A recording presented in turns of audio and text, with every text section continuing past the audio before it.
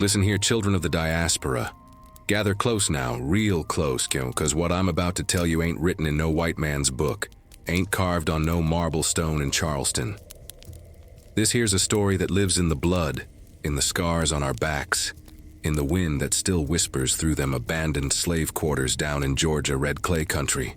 They say on certain moonless nights when the moss hangs heavy from them old cypress trees, and the air thick enough to choke on, you can still hear the crack of that cat-o'-nine tails echoing across Whitaker Plantation.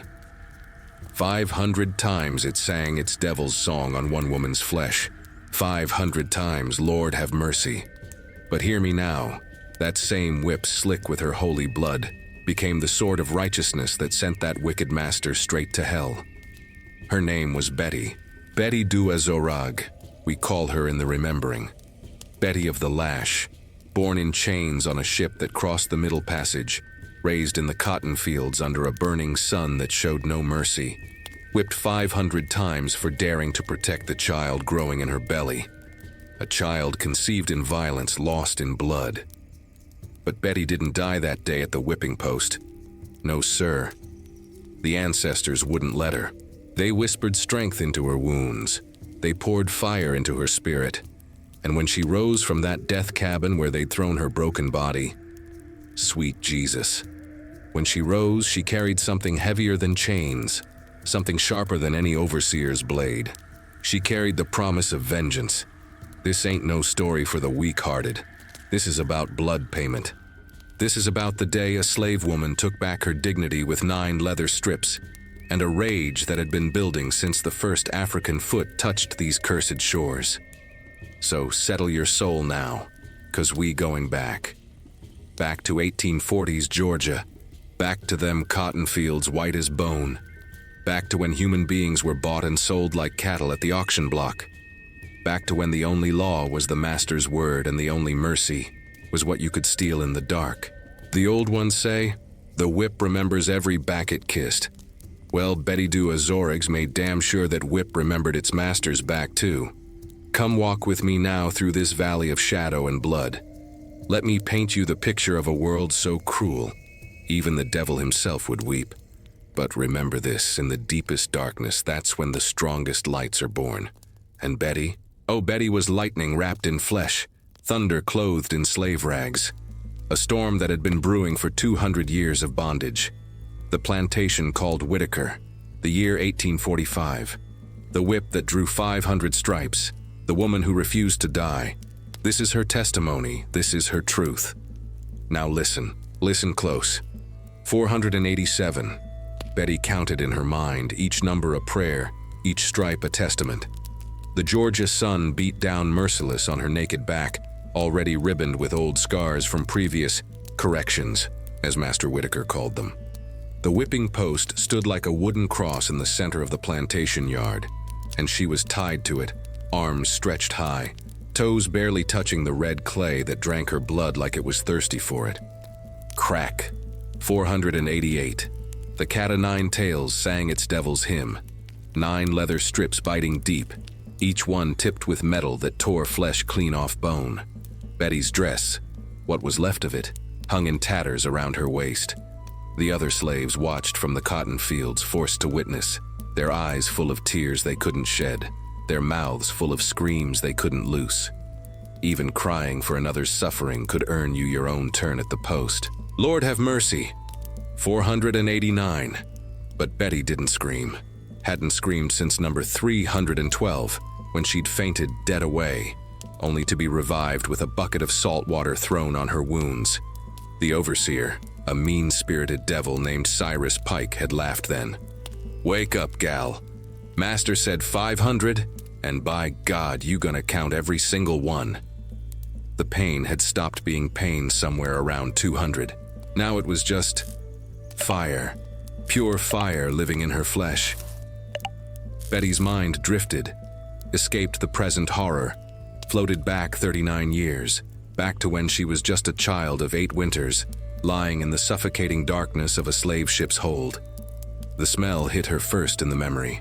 That ungodly stench of death, shit, vomit, and despair all mixed together in the airless belly of the ship. Bodies packed tight as firewood, chained ankle to ankle, wrist to wrist. The ocean rocking them like the cruelest mother, and all around her the moaning, the praying in languages she barely understood, the crying that never stopped. Her mama had been beside her.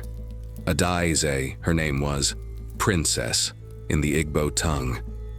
A woman who'd been royalty back in their village before the raiders came with guns and chains. Now she was just cargo, just another body in the dark, another African soul being carried across the Middle Passage to a land where even God seemed to have turned his face away. Crack. 490. Mama, young Betty had whispered in the ship's darkness, her small hand finding her mother's even though they couldn't see each other. Mama, are we gonna die here? Adaize's voice had come back soft, each word a struggle. The ship's captain had been sampling the merchandise, as they called it, raping the women, and Adaize had fought back. They'd beaten her so bad, Betty could feel her mama's blood sticky between them. Listen to me, child, Adaize had said, her breathing wet and wrong. We come from warrior queens, we come from women who birthed nations. Your grandmother led a rebellion on her ship, killed 3 white devils before they threw her to the sharks. That blood runs in you. Betty had sobbed silently, her 8-year-old heart breaking. But you dying, Mama, I can feel it. Death ain't the end, baby girl. Adaize's hand squeezed hers with surprising strength. The ancestors still live. They walk in the wind, they speak in the water, they watch from the stars. And one day, somebody gon' make them white devils pay for every tear, every chain, every child ripped from their mother's arms. The ship had rocked. Someone nearby had stopped breathing. You could tell by the sudden stillness. Soon their body would bloat in the heat, and the sailors would come drag it up on deck and throw it overboard, one less African to worry about. Promise me, Adaize whispered, and Betty felt her mama's life slipping away like water through fingers. Promise me you'll survive. Promise me you'll remember. Promise me. Crack. 491. Betty came back to the present, tied to the whipping post, her back nothing but raw meat. Master Whitaker stood in the shade of the big house porch, sipping his bourbon, watching like this was entertainment. His wife, Mrs. Abigail, had gone inside, couldn't stomach the sight, but never said a word to stop it neither. Mama smiled before she died. Betty whispered now, her voice a rasp. 39 years I didn't understand why. But now I do, Master Whitaker. Now I do. She'd been counting wrong on purpose. Wasn't 491 stripes, was 487. She was keeping count different in her mind, saving 3 for later. 13 stripes she'd remember separate, sacred, numbered for revenge. The overseer drew back for another strike, but Betty's eyes, swollen and bloody as they were, fixed on that cat-o'-nine tails hanging from Pike's hand. She memorized it. The leather grip worn smooth, the 9 strips of braided cowhide, the metal tips that caught the sun. That whip, she thought. I'm coming back for that whip. And when that day came, Master Whitaker would learn what her mama learned in that ship's dark hold. Death ain't the end, it's just the beginning. The auction block in Savannah stood in the burning July sun like an altar to the devil himself. Betty was 15 years old, and this was the 3rd time she'd been sold. 3rd time standing naked while white hands poked and prodded, checking teeth like she was a horse, squeezing muscles like she was livestock, examining every inch of her young body while they talked about her like she couldn't hear.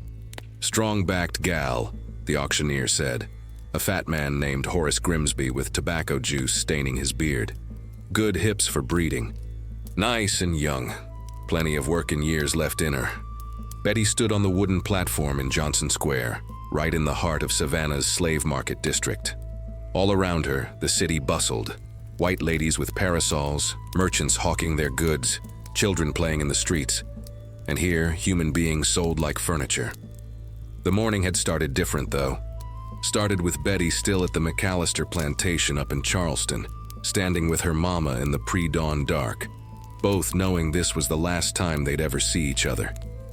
They splitting us up, Mama had said. and her voice was already dead, already grieving. She'd survived the Middle Passage, survived losing her homeland, her language, her gods. But this, losing her daughter to the auction block, this was killing her from the inside. "Mama, no," Betty had sobbed, 15 years old and still needing her mother's arms. "Tell Master McAllister I'll work harder, Hush now." Mama had pulled her close, her hands rough from years of field work, her body bent from cotton and rice and endless labor. "This ain't about how hard you work, child. This about money.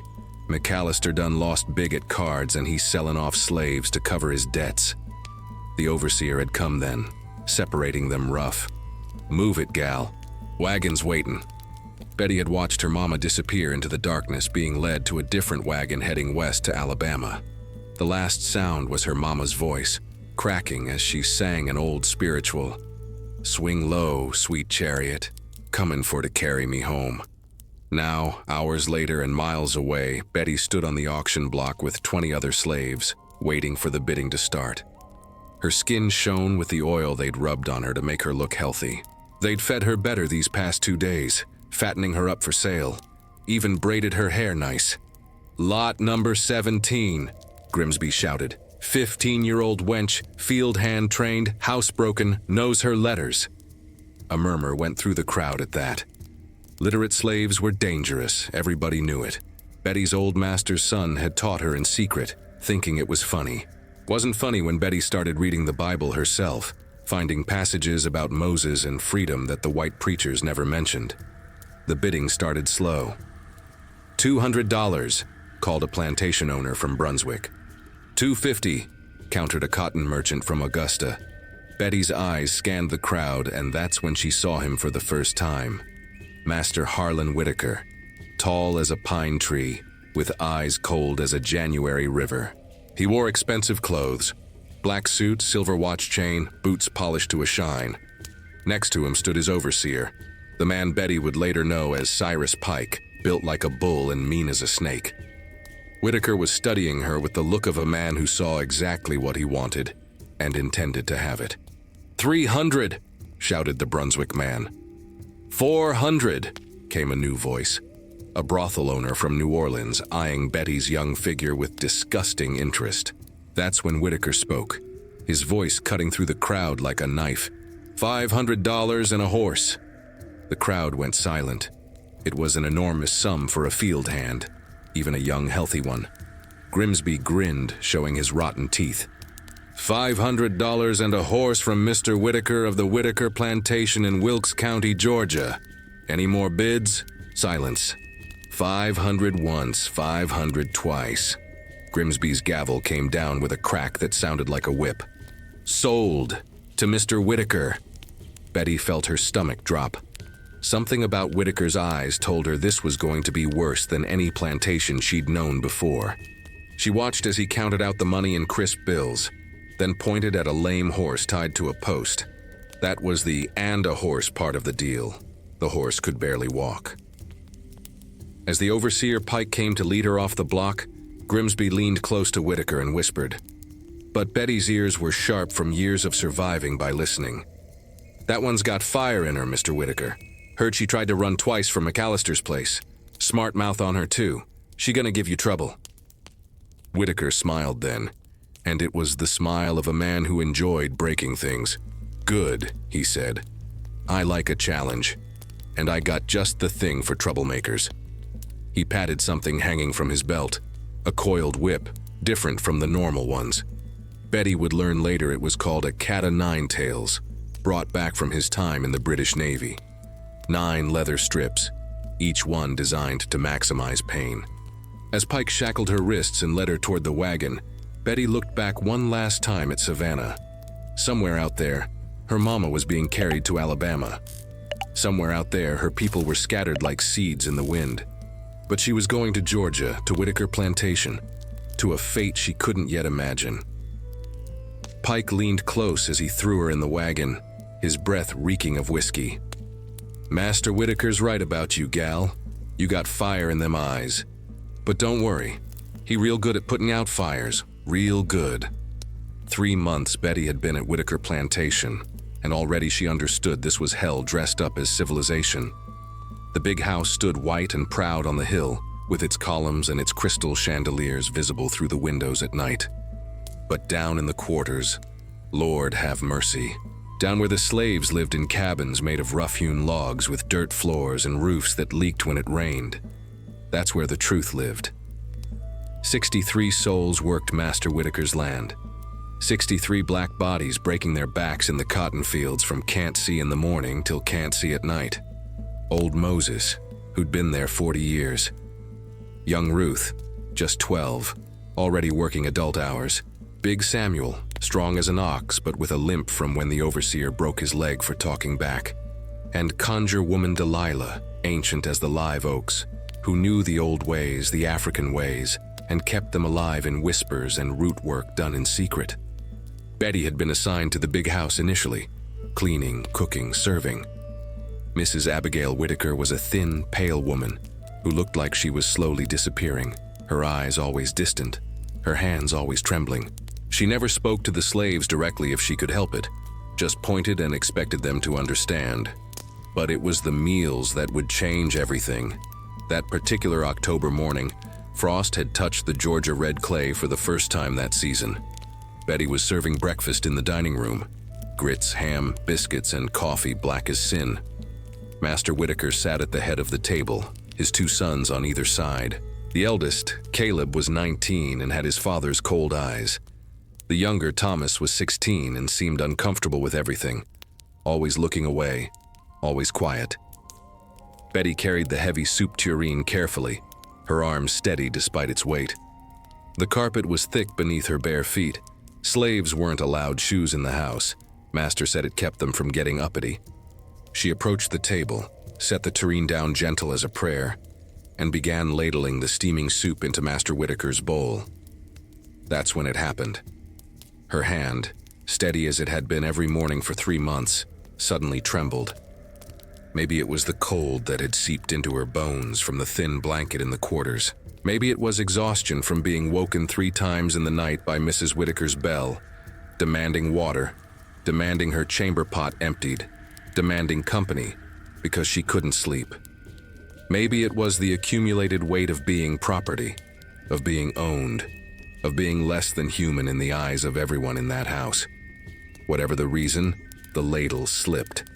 Hot soup splashed across the white tablecloth, spattering Master Whitaker's sleeve. Time stopped. Betty froze, ladle still in hand, watching the brown stain spread across the pristine white linen like blood across cotton. "You clumsy wench!" Master Whitaker's voice was soft, which was somehow worse than if he'd shouted. He stood slowly, deliberately, pushing back his chair. 3 months I've given you the privilege of serving in my house, and this is how you repay my generosity? Master, I'm sorry. I didn't mean... Betty started, but he backhanded her across the face so hard she tasted blood.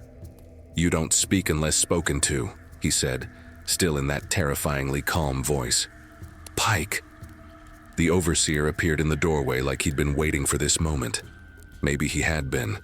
Cyrus Pike always seemed to be lurking nearby when slaves were in the house, watching for any excuse to exercise his authority. "Sir," Pike said, grinning already, "take this useless creature to the post, 25 lashes, and fetch my special whip, the cat. It's time she learned proper respect." Betty's heart dropped like a stone in water. She'd heard about the cat-o'-nine-tails, whispered about in fearful tones in the quarters. Old Moses had felt it once, 10 years back, and still bore the scars that looked like somebody had tried to plow furrows in his back. "No, please, Master. It was an accident," Betty pleaded, but Pike grabbed her arm with his meaty hand and dragged her from the dining room. Mrs. Whitaker said nothing. Caleb watched with interest. Only young Thomas looked away, his face pale. Out in the yard, the other slaves were already gathering. When the whipping post was used, all slaves had to witness Master Whitaker's rule. It was meant to keep everyone in line, to remind them what happened when you stepped out of place, even by accident. The post stood 12 feet high, made of old oak, its wood stained dark from countless backs pressed against it. Iron rings were bolted near the top for securing wrists. Pike stripped Betty's dress to her waist, leaving her exposed from the belly up, then tied her hands high above her head. The morning air was cold on her bare skin. Betty pressed her cheek against the rough wood and tried to prepare herself. She'd never been whipped before. Not like this, not publicly, not with the cat. Her old master had used a switch on her once for learning to read, but that was nothing, just surface welts that faded in a week. This would be different. She could feel it in the way the other slaves stood silent, their eyes full of pity and relief that it wasn't them at the post today. Master Whitaker himself came out to watch, coffee cup still in hand, like this was morning entertainment. He nodded to Pike. The overseer uncoiled the cat-o'-nine tails with ceremonial slowness. 9 strips of braided leather, each about 2 feet long, each tipped with a small metal barb. It looked like a monstrous thing, like something from a nightmare. "Count them out loud, gal," Pike said. "You lose count, we start over." The first strike came without warning. Crack! 9 lines of fire exploded across Betty's back simultaneously. The pain was unlike anything she'd ever felt. Not one whip, but 9, each biting deep, each tearing skin.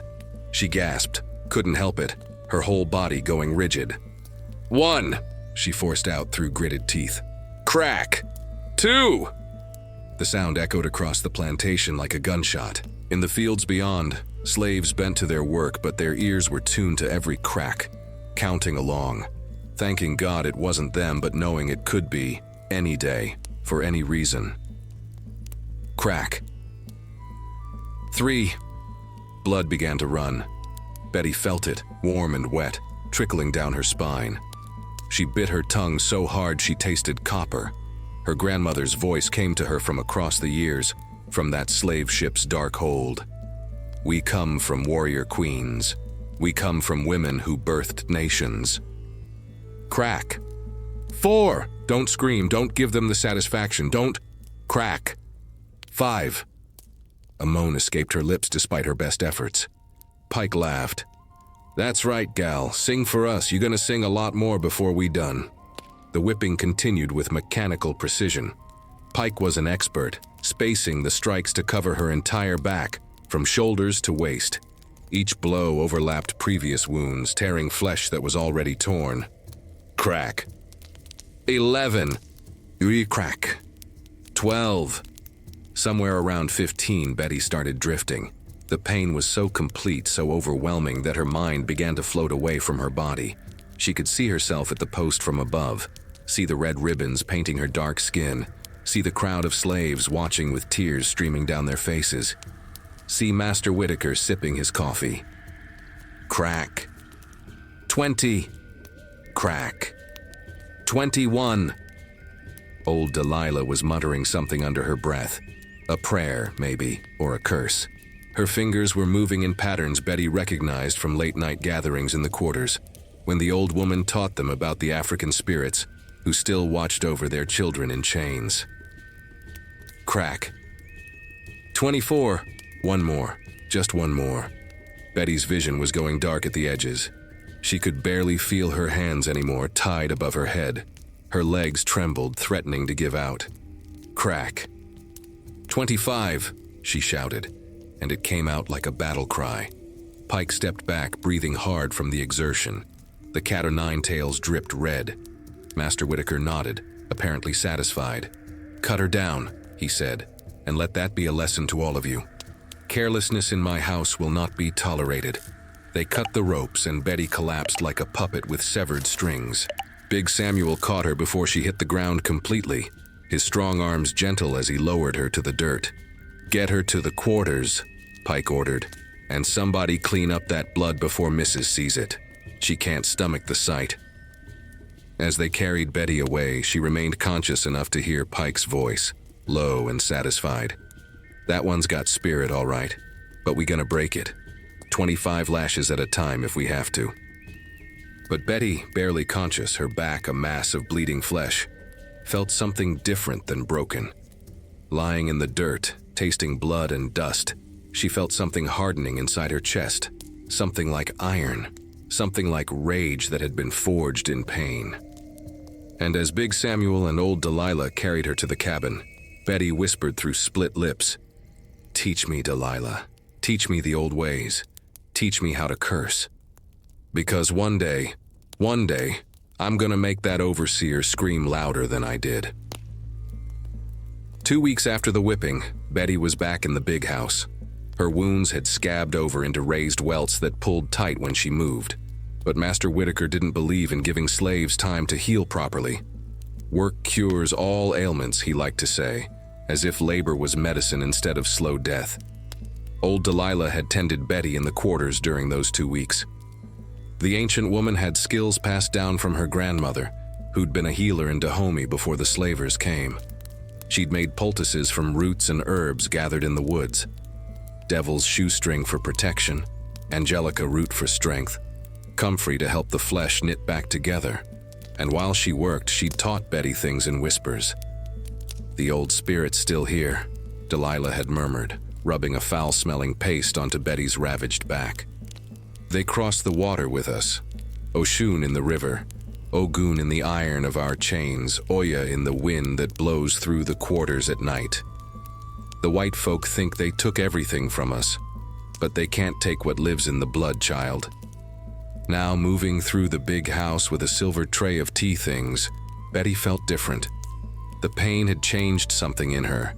Where before she'd walked with her head down, eyes averted, now she moved with a careful, coiled awareness, like a snake that knows it's surrounded by threats but hasn't struck yet.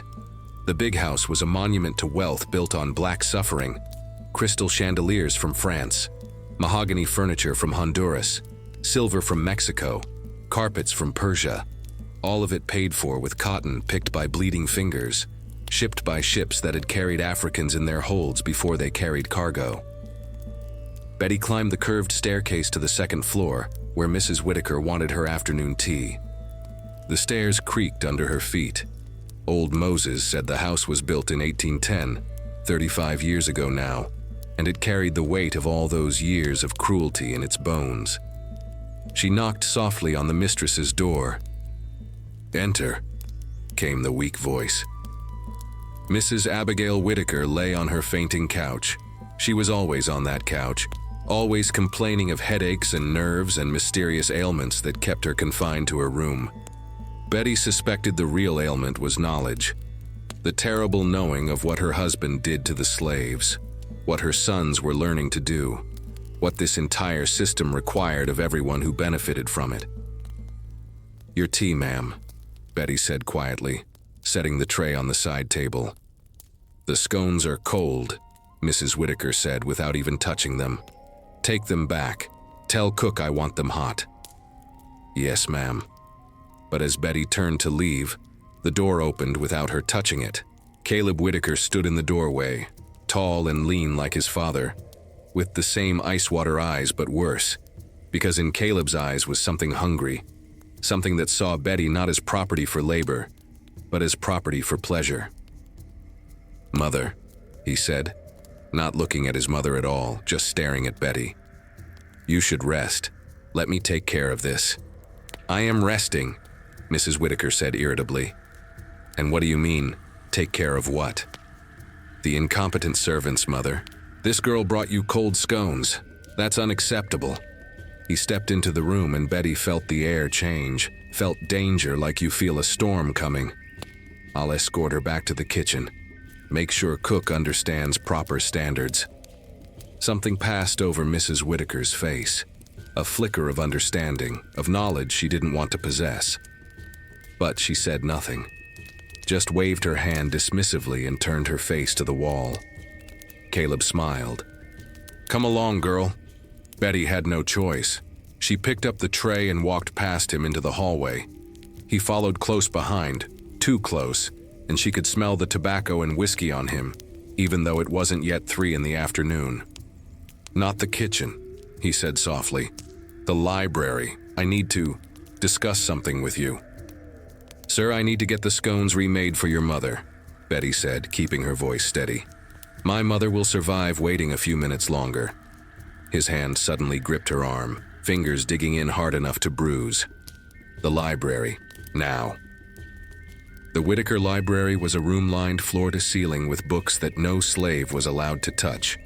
Master Whitaker had a collection of over 300 volumes: philosophy, poetry, agricultural treatises, medical texts, and several on the proper management of Negro slaves.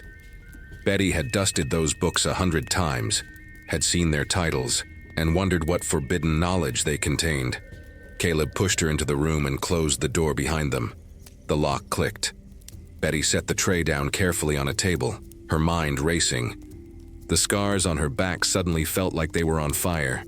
She thought of what Delilah had taught her, the small knife hidden in the hem of her skirt, sewn in with painstaking care using stolen thread. "You've been here 3 months now," Caleb said, circling her like a hunter. 3 months and I've been patient, very patient. Sir, I should get back to work. You'll get back to work when I say so. He stopped in front of her, standing too close. Do you know what my father paid for you? $500 and a lame horse. That's a considerable investment. He expects a return on that investment. Betty's hands clenched at her sides. I work hard, sir, in the fields, in the house. I'm not talking about cotton or cleaning. His hand reached out and touched her face. Betty flinched back, but there was nowhere to go. The table was behind her. You're a pretty thing for a negress, young, unspoiled as far as I can tell. The room was absolutely silent except for the ticking of the grandfather clock in the corner. Tick, tick, tick, like a countdown. My father thinks I should take a wife soon, Caleb continued, his voice conversational, like they were discussing the weather. Some plantation owner's daughter from Macon. Probably a pasty, nervous little thing like my mother. But before I'm shackled to that duty, I intend to enjoy myself with fewer complications. His hand moved from her face to her shoulder, then lower. Betty's entire body went rigid.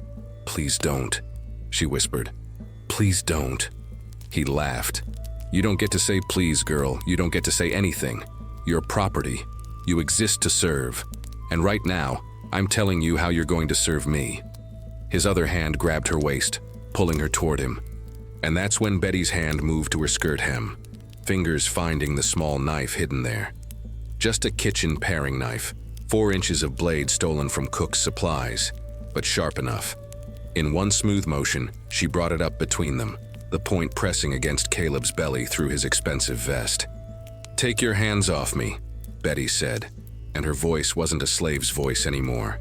It was the voice of her grandmother who'd led a rebellion on a slave ship. It was the voice of her mother who died in chains but never broken. It was the voice of warrior queens from across the ocean. Caleb froze, his eyes going wide with shock. For a moment, neither of them moved. The knife pressed harder, just enough that he could feel the point through the fabric. You wouldn't dare, he said, but his voice shook. Try me, Betty said. Go ahead. Force yourself on me. But know that I'll gut you like a fish and they can whip me to death afterward for all I care. At least you'll be dead too. The silence stretched. Tick, tick, tick. Slowly, very slowly, Caleb stepped back. His face had gone white, then red with rage and humiliation. You just signed your death warrant, he said, his voice shaking. When my father hears about this, your father will hear that his son tried to rape a slave in the library, Betty interrupted, still holding the knife steady. And your mother already suspects what you are. You think she didn't know why you wanted to escort me to the kitchen? You think the slaves don't talk about which master's sons are the ones who creep into the quarters at night? It was a dangerous gamble. Betty knew it. But she also knew something about men like Caleb Whitaker. They were cowards at heart. Bullies who only felt strong when their victims were helpless. If I tell, she continued, her voice low and steady, the whole county will know.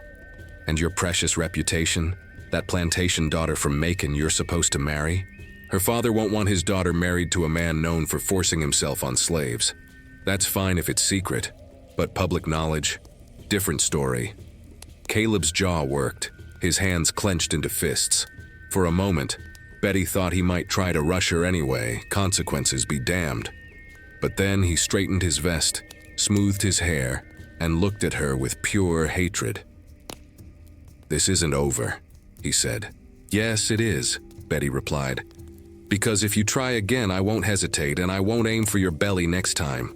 I'll aim higher." She kept the knife visible as she backed toward the door, unlocked it with one hand, and slipped out into the hallway. Her heart was hammering so hard she thought it might burst from her chest. Her hands were shaking so badly she almost dropped the tray. But she'd done it. She'd faced down the master's son and won, for now. As she walked back toward the kitchen, Betty passed a hallway mirror and caught sight of her own reflection. The scarred slave girl who'd been whipped 2 weeks ago was gone. In her place stood someone different, someone dangerous. That night in the quarters, Delilah looked at Betty with ancient, knowing eyes. "You crossed a line today," the old woman said. "I can smell it on you. The spirits are stirred up around you like bees in a kicked hive." "He tried to," Betty started. "I know what he tried," Delilah said. "Same thing his kind always tries. But you stopped him. Good. Now."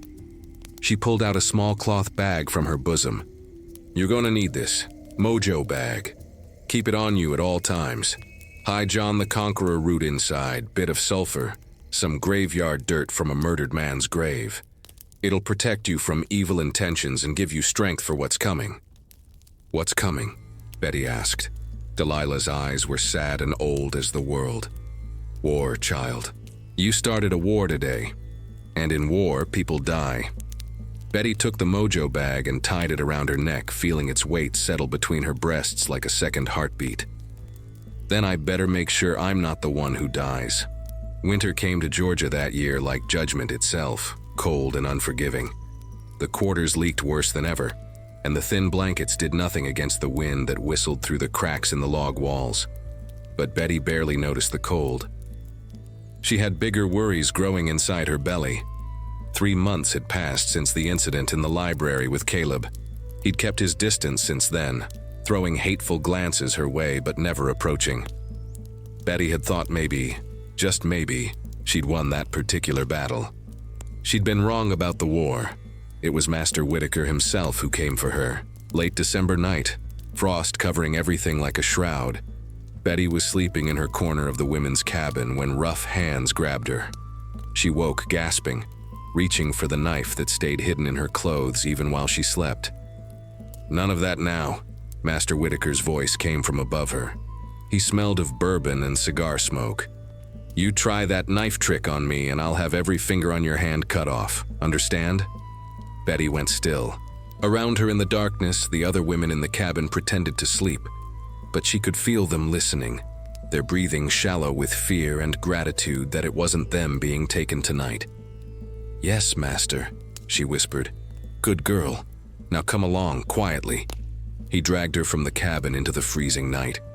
Betty's feet were bare on the frozen ground, her thin dress no protection against the wind. She knew where they were going before they got there.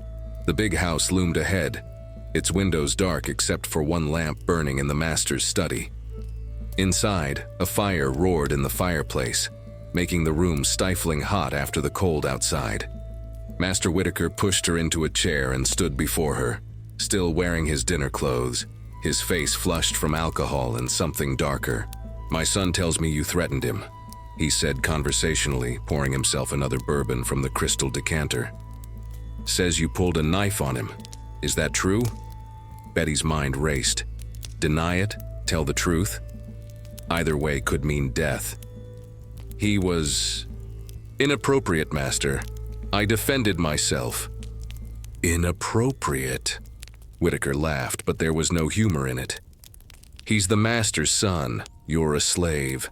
There is no inappropriate. There's only obedience." He drank deeply. "But Caleb is young and foolish. He should have handled it differently. That's not why you're here." Betty waited, her heart hammering. "You're here because I paid $500 for you. $500. And what have I gotten for my investment? A house slave who spills soup and threatens my family. Unacceptable." He circled her slowly. "So I've decided you need to be taught your place. Permanently." That's when Betty understood. The way he looked at her, the way his hand touched her shoulder. This wasn't about punishment. This was about power, about breaking her completely. "Master, please," she started, but he backhanded her hard enough to knock her from the chair. "Please," he sneered. "You lost the right to please when you threatened my son." What happened next, Betty would carry for the rest of her life. A wound deeper than any whip could make. A violation that took something from her soul that could never be returned. Master Whitaker was not gentle. He was not quick. He wanted her to understand, bone deep, that she was property, that her body wasn't hers. That resistance was futile. When he finally finished and threw her dress at her, Betty lay on the floor, unable to move, unable to think, unable to do anything but hurt. "Get back to the quarters," he said, already pouring another drink like nothing had happened. "And if you speak of this to anyone, I'll have your tongue cut out. Then I'll do the same to every woman in that cabin until I find out who you told." Betty stumbled back through the freezing night, her body broken, her spirit nearly so. She collapsed in the cabin and the women gathered around her silently, knowing without asking what had happened. It happened to all of them eventually. Some of them, it happened to regularly. Old Delilah was there, her ancient hands gentle as she cleaned Betty's wounds with warm water and whispered prayers to spirits whose names the slavers thought they'd beaten out of them. "The worst kind of chains ain't on the wrists, child," Delilah murmured. "They the ones wrapped around your insides. But listen now, you survived. You still breathing. That means you still got power." The weeks passed. January turned to February. Betty went back to work in the big house, moving like a ghost, her eyes dead. Mrs. Whitaker noticed nothing. Caleb smirked whenever he saw her. Master Whitaker acted like nothing had ever happened. But then Betty's monthly courses stopped coming. At first she thought it was the stress, the trauma. But as February became March, and her breasts grew tender and her stomach began to turn at the smell of food, she knew. Lord have mercy, she knew. She was carrying Master Whitaker's child. The realization hit her like a fist to the gut. She was 16 years old, enslaved and pregnant with her rapist's baby. A baby that would be born into slavery because that's how the law worked. The child followed the condition of the mother, not the father. Which meant even if it was half white, even if it had Whitaker blood in its veins, it would still be property. Betty tried to hide it as long as she could. She wore her dress loose. She worked hard to keep from showing. But by late April, as spring came to Georgia and the cotton needed planting, her belly was starting to swell in ways that couldn't be hidden. It was young Ruth who noticed first, the 12-year-old girl who worked in the kitchen. "Betty," she whispered one morning while they were alone. You in the family way?" Betty's hands went still on the bread dough she was kneading. Slowly, she nodded. Ruth's eyes filled with tears. "Oh, Betty, was it?" "Don't ask," Betty said quietly. "Don't ever ask, just help me hide it as long as possible. But you can't hide life. It grows despite everything, despite horror and trauma and the desire to pretend it isn't real." By May, everyone in the quarters knew. The women looked at Betty with pity and recognition. Most of them had been there, carrying babies they didn't want, babies that came from violence, babies that would be taken from them and sold as soon as they were old enough to work. Delilah came to her one night with a bitter-smelling tea. "This will end it," the old woman said softly. "Pennyroyal and tansy, black cohosh and other things I won't name. 1 cup and by tomorrow morning the child will come away. No one will know. You can tell them it was your courses finally coming back." Betty held the cup in her shaking hands, staring into the dark liquid. It would be so easy. Just drink.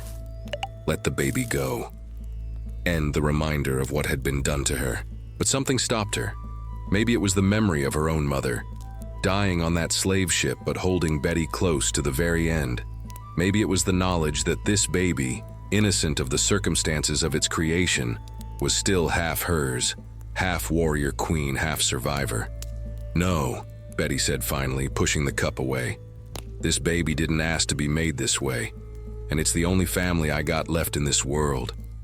Delilah nodded slowly, like she'd been testing Betty somehow. "Then we protect it, for as long as we can." But protecting anything on a plantation was like trying to hold water in your hands.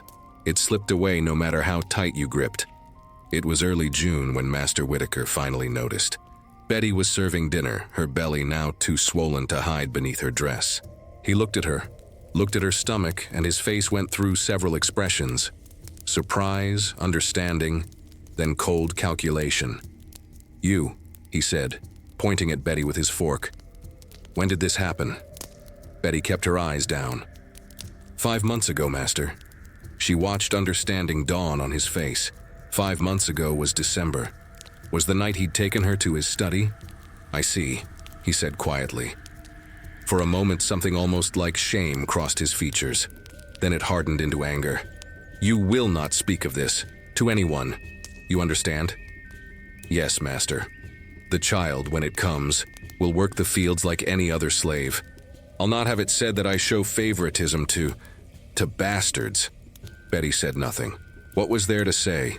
The master had raped her, gotten her pregnant, and was now planning to enslave his own child. This was the logic of slavery, the twisted reasoning that let men own other human beings. That night, lying in the cabin with her hands on her swelling belly, Betty felt the baby kick for the first time. A tiny flutter, like a bird trapped inside her. "I'm sorry," she whispered to it. "I'm sorry you're being born into this, but I swear on every ancestor that crossed that terrible ocean, on every spirit that watches over us, I will not let them break you. I will not let them break me. We gonna survive this. Both of us."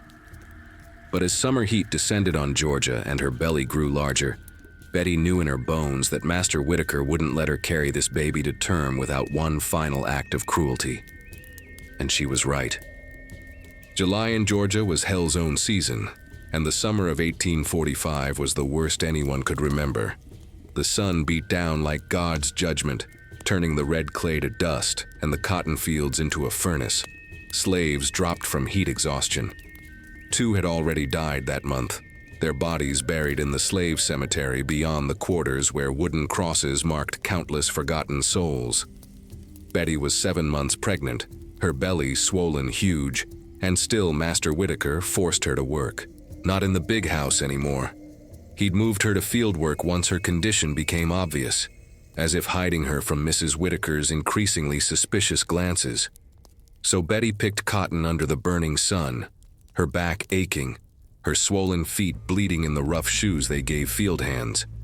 The other slaves tried to help her when Pike wasn't watching. Big Samuel would pick extra to add to her basket. Old Moses would take her heaviest loads. Even young Ruth would sneak her water from her own ration.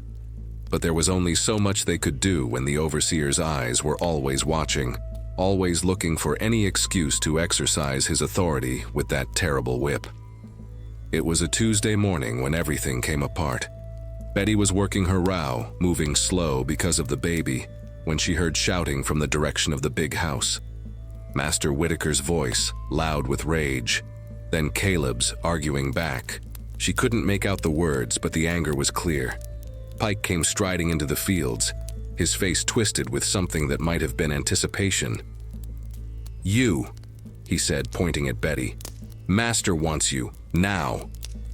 Betty's blood turned to ice. She dropped her basket and followed Pike toward the big house, every instinct screaming danger. Around her, the other slaves stopped working, watching with fear in their eyes. They knew.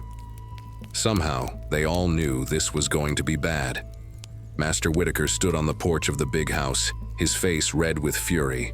Caleb was there too, and for the first time, Betty saw fear in the young master's eyes.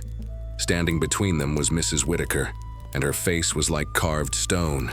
"Is this her?" Mrs. Whitaker asked, her voice shaking. "The one carrying my husband's bastard?" Oh no. Oh Lord, no. Someone had told her. Betty's mind raced to who, how. "Abigail, be reasonable," Master Whitaker started, but his wife cut him off. "Reasonable. Reasonable." Her voice rose to a shriek. "You bring your pollution into my house. You force me to look at the evidence of your sin every day, and you ask me to be reasonable." "She's just a slave," Whitaker said, as if that explained everything. "It doesn't mean anything." "It means," Mrs. Whitaker said, her voice dropping to something cold and deadly. "That I have been humiliated in my own home. It means the servants gossip about it. It means when I go to church, the other plantation wives look at me with pity, and I will not tolerate it anymore." She turned to Pike. "Take her to the post, 500 lashes." The words fell like stones. 500. Sweet Jesus, 500. "Abigail, she's pregnant," Whitaker protested weakly. "I know exactly what she is." Mrs. Whitaker's voice was like ice. "And I want that thing out of her. I want it dead. And I want her to remember, every day for the rest of her miserable life, what happens when slaves forget their place." Betty's knees nearly gave out. 500 lashes. No one survived 500 lashes, and she was carrying a baby. "Please," Betty heard herself say, her voice breaking. "Please, missus, the baby didn't do nothing wrong. Punish me, but please." "Silence," Mrs. Whitaker shrieked. "You don't speak in my presence. Pike, if she says another word, add another 100. Pike grabbed Betty's arm, grinning like the devil himself. "Yes, ma'am. 500 it is. Maybe this time we'll finally break this one's spirit." They dragged Betty to the whipping post. All the slaves were called from the fields to witness. 63 souls, forced to watch one of their own destroyed. Betty could see the horror on their faces, the tears streaming down Ruth's cheeks, the fury in Big Samuel's clenched fists, the ancient grief in Delilah's eyes. They stripped Betty to the waist despite her protests, despite her pregnancy, leaving her belly and swollen breasts exposed. Then they tied her hands high above her head to the iron rings, stretching her until her toes barely touched the ground. The baby kicked inside her, frantic, like it knew, like it was trying to escape. Master Whitaker stood on the porch, not meeting anyone's eyes. Caleb watched with a sick fascination, and Mrs. Whitaker sat in a chair brought out for her, like she was watching theater. "Begin," she commanded. Pike uncoiled the cat-o'-nine-tails, that terrible instrument, 9 strips of braided leather, each tipped with metal. The same whip that had given Betty her first 25 scars. But this time there would be no mercy, no stopping at a number small enough to survive. The first blow fell. Crack. Betty screamed. Couldn't help it this time. The pain was immediate and overwhelming, 9 lines of fire across her shoulders. The baby kicked hard, alarmed. 1, Pike said, his voice cheerful. 499 to go. Crack. 2. The sound echoed across the plantation like thunder. In the fields beyond, crows took flight, startled by the noise. The other slaves stood silent, tears streaming down faces that had to remain expressionless or risk punishment themselves. Crack. 3. Crack. 4. Crack. 5. Blood began to flow, running down Betty's back in rivers. The baby kicked again, weaker this time. Crack. 10. Crack. 20. Crack. 30. Betty lost count somewhere around 50. The pain had become everything, a universe unto itself. She drifted in and out of consciousness, her throat raw from screaming, her wrists bleeding from pulling against the ropes. Crack. 100. Pike paused to wipe sweat from his face. It was midday now. The sun directly overhead, scorching. Betty's back was nothing but meat, layers of skin torn away, muscles showing through in places. The ground beneath her was dark with blood. Continue, Mrs. Whitaker commanded, fanning herself. Crack. 101! Delilah was chanting something under her breath, old words in an African tongue that Pike couldn't understand. A prayer? A curse? Both? Crack. 150. Betty saw her mother then, Adaizi, as clear as if she was standing right there. Her mother from the slave ship, smiling the way she had before she died. Not your time yet, child, her mother whispered. You got work to do still. Crack. 200. The baby inside Betty's womb stopped kicking. She felt it happen, felt the life that had been fluttering cease its movement. A pain worse than the whip tore through her, cramping agony that made her scream louder than any of the blows had. She's birthing, someone shouted from the crowd. Blood and fluid ran down Betty's legs, mixing with the blood from her back. Her body convulsed, trying to expel what was dying inside her. "Don't stop," Mrs. Whitaker said coldly. "I said 500. Crack. 250. Betty's mind broke. She was no longer at the whipping post. She was on the slave ship with her mother. She was in Africa before the raiders came. She was everywhere and nowhere, floating in a space between life and death where pain couldn't reach. Crack. 300. The baby came out in pieces. Dead. A boy, they would tell her later. Small and perfect and dead before he ever drew breath. He fell into the mud beneath the whipping post, and no one was allowed to pick him up, to clean him, to honor him. Just left there like trash. Crack. 312. Betty fainted completely. They threw salt water on her wounds to wake her up, making her scream back to consciousness. "Continue," came the merciless command. Crack. 400. Somewhere, Big Samuel was being held back by 3 other men as he tried to rush forward. Old Delilah had collapsed, her ancient heart unable to bear it. Young Ruth was vomiting in the dirt. Crack. 450. Betty's back was no longer recognizable as human flesh. It was just red, just blood and exposed muscle and bone in some places. She wasn't screaming anymore. Wasn't making any sound. Just hanging there like a corpse that didn't know it was dead yet. Crack. 487. Pike's arm was getting tired. He was breathing hard, the whip heavier now with the weight of Betty's blood soaking into the leather. Crack. 495. 5 more, just 5 more. Betty drifted in darkness, feeling herself slipping away. Her mother was there, holding her hand. Her grandmother, too, the one who'd led the rebellion on the ship. All her ancestors reaching out. "Not yet," they whispered. "You still got a promise to keep." Crack. 500. The final blow fell. Pike stepped back, chest heaving. The whip dripped red onto the Georgia clay. Mrs. Whitaker stood from her chair, brushed off her skirts, and walked back into the big house without another word. Master Whitaker finally found his voice. "Cut her down. Take her to the death cabin." The death cabin was where they put slaves too injured to save, letting them die out of sight. They cut Betty's ropes and she collapsed like a broken doll. Big Samuel caught her, his strong arms gentle as he lifted what was left of her. Betty's eyes opened just a crack. She looked at the whip in Pike's hand, still dripping. She looked at Master Whitaker turning away. She looked at the body of her dead baby in the mud. And in a voice that was barely a whisper, she said, "I'm coming back for that whip." The death cabin sat at the edge of the quarters, away from the other slave dwellings like sickness itself.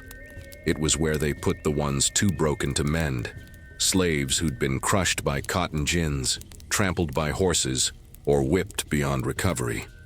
Most who went in didn't come out alive. Those who did came out changed, carrying death in their eyes even as their hearts kept beating. Big Samuel carried Betty there as gentle as if she was made of spun glass. Her back was nothing but raw meat, bone showing through in places where the cat-o'-nine tails had torn deepest. She'd stopped screaming hours ago. Now she just trembled, her body in shock, her mind floating somewhere between this world and the next. "Lay her on her stomach," old Delilah commanded, following them into the cabin. "Gentle now, Samuel. Every movement tears them wounds wider." The cabin was dark and rank with the smell of death and old suffering. Other slaves had died here. Their spirits still lingered in the corners, watching with hollow eyes. But Delilah wasn't afraid of ghosts. She'd been communing with the dead since she was a girl in Dahomey, before the slavers came. They laid Betty face down on a straw pallet. She didn't make a sound, couldn't. Her throat was raw from screaming, her voice box damaged. Blood soaked into the straw beneath her, dark and thick.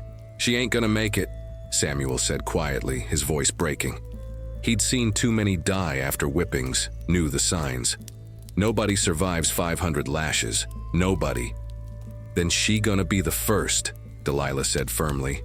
She turned to young Ruth, who'd followed them, tears streaming down her face. "Get me water, hot as you can make it without Pike seeing." And fetch my basket from under my bed in the women's cabin, the one wrapped in red cloth." Ruth ran. Samuel stayed, his massive hands clenched into fists. "That baby. They just left him there in the mud like garbage. I can't." "Go bury him proper," Delilah said softly. "In the slave cemetery. Say the words over him. Give him what dignity we can. His mama would want that." Samuel nodded and left, wiping his eyes. Big as he was, strong as an ox, he was crying like a child. They all were, behind closed doors where the white folks couldn't see. Alone with Betty now, Delilah began her work. She'd learned healing from her grandmother, who'd been a priestess of Mami Wata back in Africa. The white folks thought they'd beaten the old ways out of them, thought Christianity had replaced the Orishas and the Loas. But the spirits had crossed the water with them, hidden in their prayers, disguised in their hymns. Ruth came back with hot water and Delilah's basket. The old woman opened it with reverent hands. Inside were herbs and roots gathered from the Georgia woods, comfrey for healing flesh, yarrow to stop bleeding, jewelweed for burns and wounds. But also the older things, the African things, gopher dust from a crossroads at midnight, High John the Conqueror root for strength, bits of bone and feather wrapped in red thread. "You stay with me, child," Delilah said to Ruth. "What I'm about to do, you gonna need to learn. We losing the old knowledge too fast. Too many of our elders dying without passing it on." She began with the physical healing first, washing Betty's destroyed back with water so hot it should have made her scream, but Betty was beyond screaming. The water ran red, carrying away blood and bits of torn flesh. Delilah worked methodically, cleaning each stripe, picking out pieces of leather and metal that had embedded in the wounds. "The cat o' nine tails is a devil's tool," she muttered as she worked. "Designed to cause maximum pain, maximum damage. Each strip got its own mind, its own cruel purpose." Ruth held Betty's hand, sobbing quietly. Betty's fingers were cold, her pulse weak and thready. After washing came the poultice. Delilah mixed her herbs with lard and other things, spider webs to knit flesh, honey to fight infection, and things she didn't name out loud. She spread it thick over Betty's ruined back, covering every wound. "Now comes the harder part," Delilah said. "The flesh will heal or it won't. That's in God's hands now. But the spirit's what needs mending most." She began to chant, low and rhythmic, in a language that wasn't English, wasn't any language the white folks would recognize. Words from across the ocean, from before the Middle Passage, from the old gods who still watched over their stolen children. Ruth's eyes went wide. "Delilah, if Pike hears, let him hear," the old woman said fiercely. "Let them all hear. What they gonna do, kill us? We already in the death cabin. This here is where we make our stand." She took out a small cloth doll from her basket, no bigger than a hand. It was made of straw and rags, with Betty's hair sewn into its head, hair that Delilah had saved from months ago.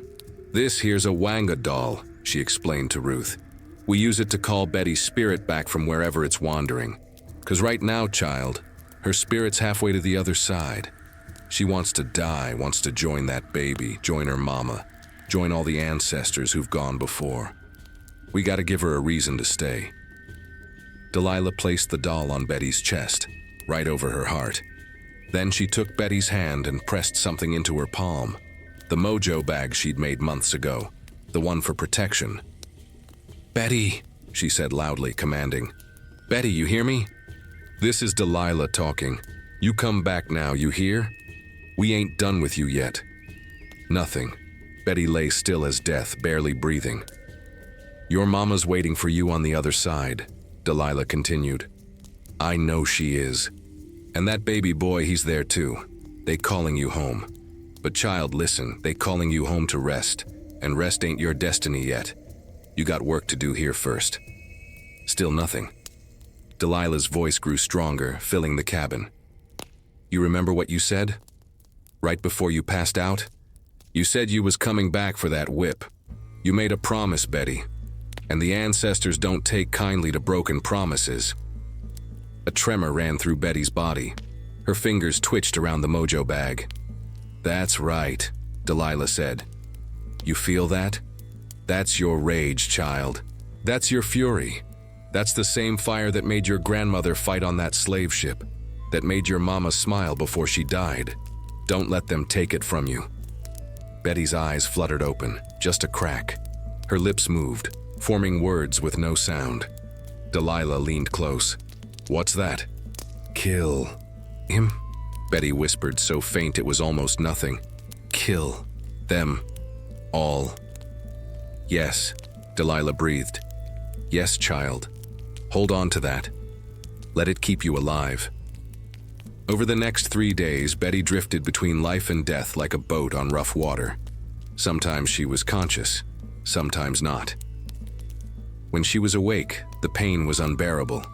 Fire living in her flesh, agony with every breath. When she slept, she dreamed. She dreamed of her mother on the slave ship, holding her close in the darkness. She dreamed of the baby she'd lost, a tiny boy with her eyes and his father's features, reaching for her from the other side. She dreamed of Africa, a place she'd never seen but that lived in her blood.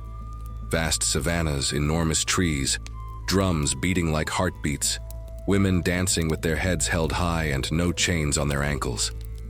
And she dreamed of Master Whitaker, dreamed of him screaming, dreamed of blood, dreamed of the cat-o'-nine-tails in her own hands, painting red stripes across white flesh. On the 4th day, Betty opened her eyes fully for the first time. Delilah was there, spooning broth into her mouth. Welcome back, the old woman said. Wasn't sure you was gonna make it. How long? Betty's voice was a rasp, damaged from screaming. 4 days since they put you here. Your back's starting to close up, but the scars. Lord have mercy, child. You gonna carry them scars till your dying day. Betty tried to move and gasped at the pain. Every muscle in her body screamed in protest.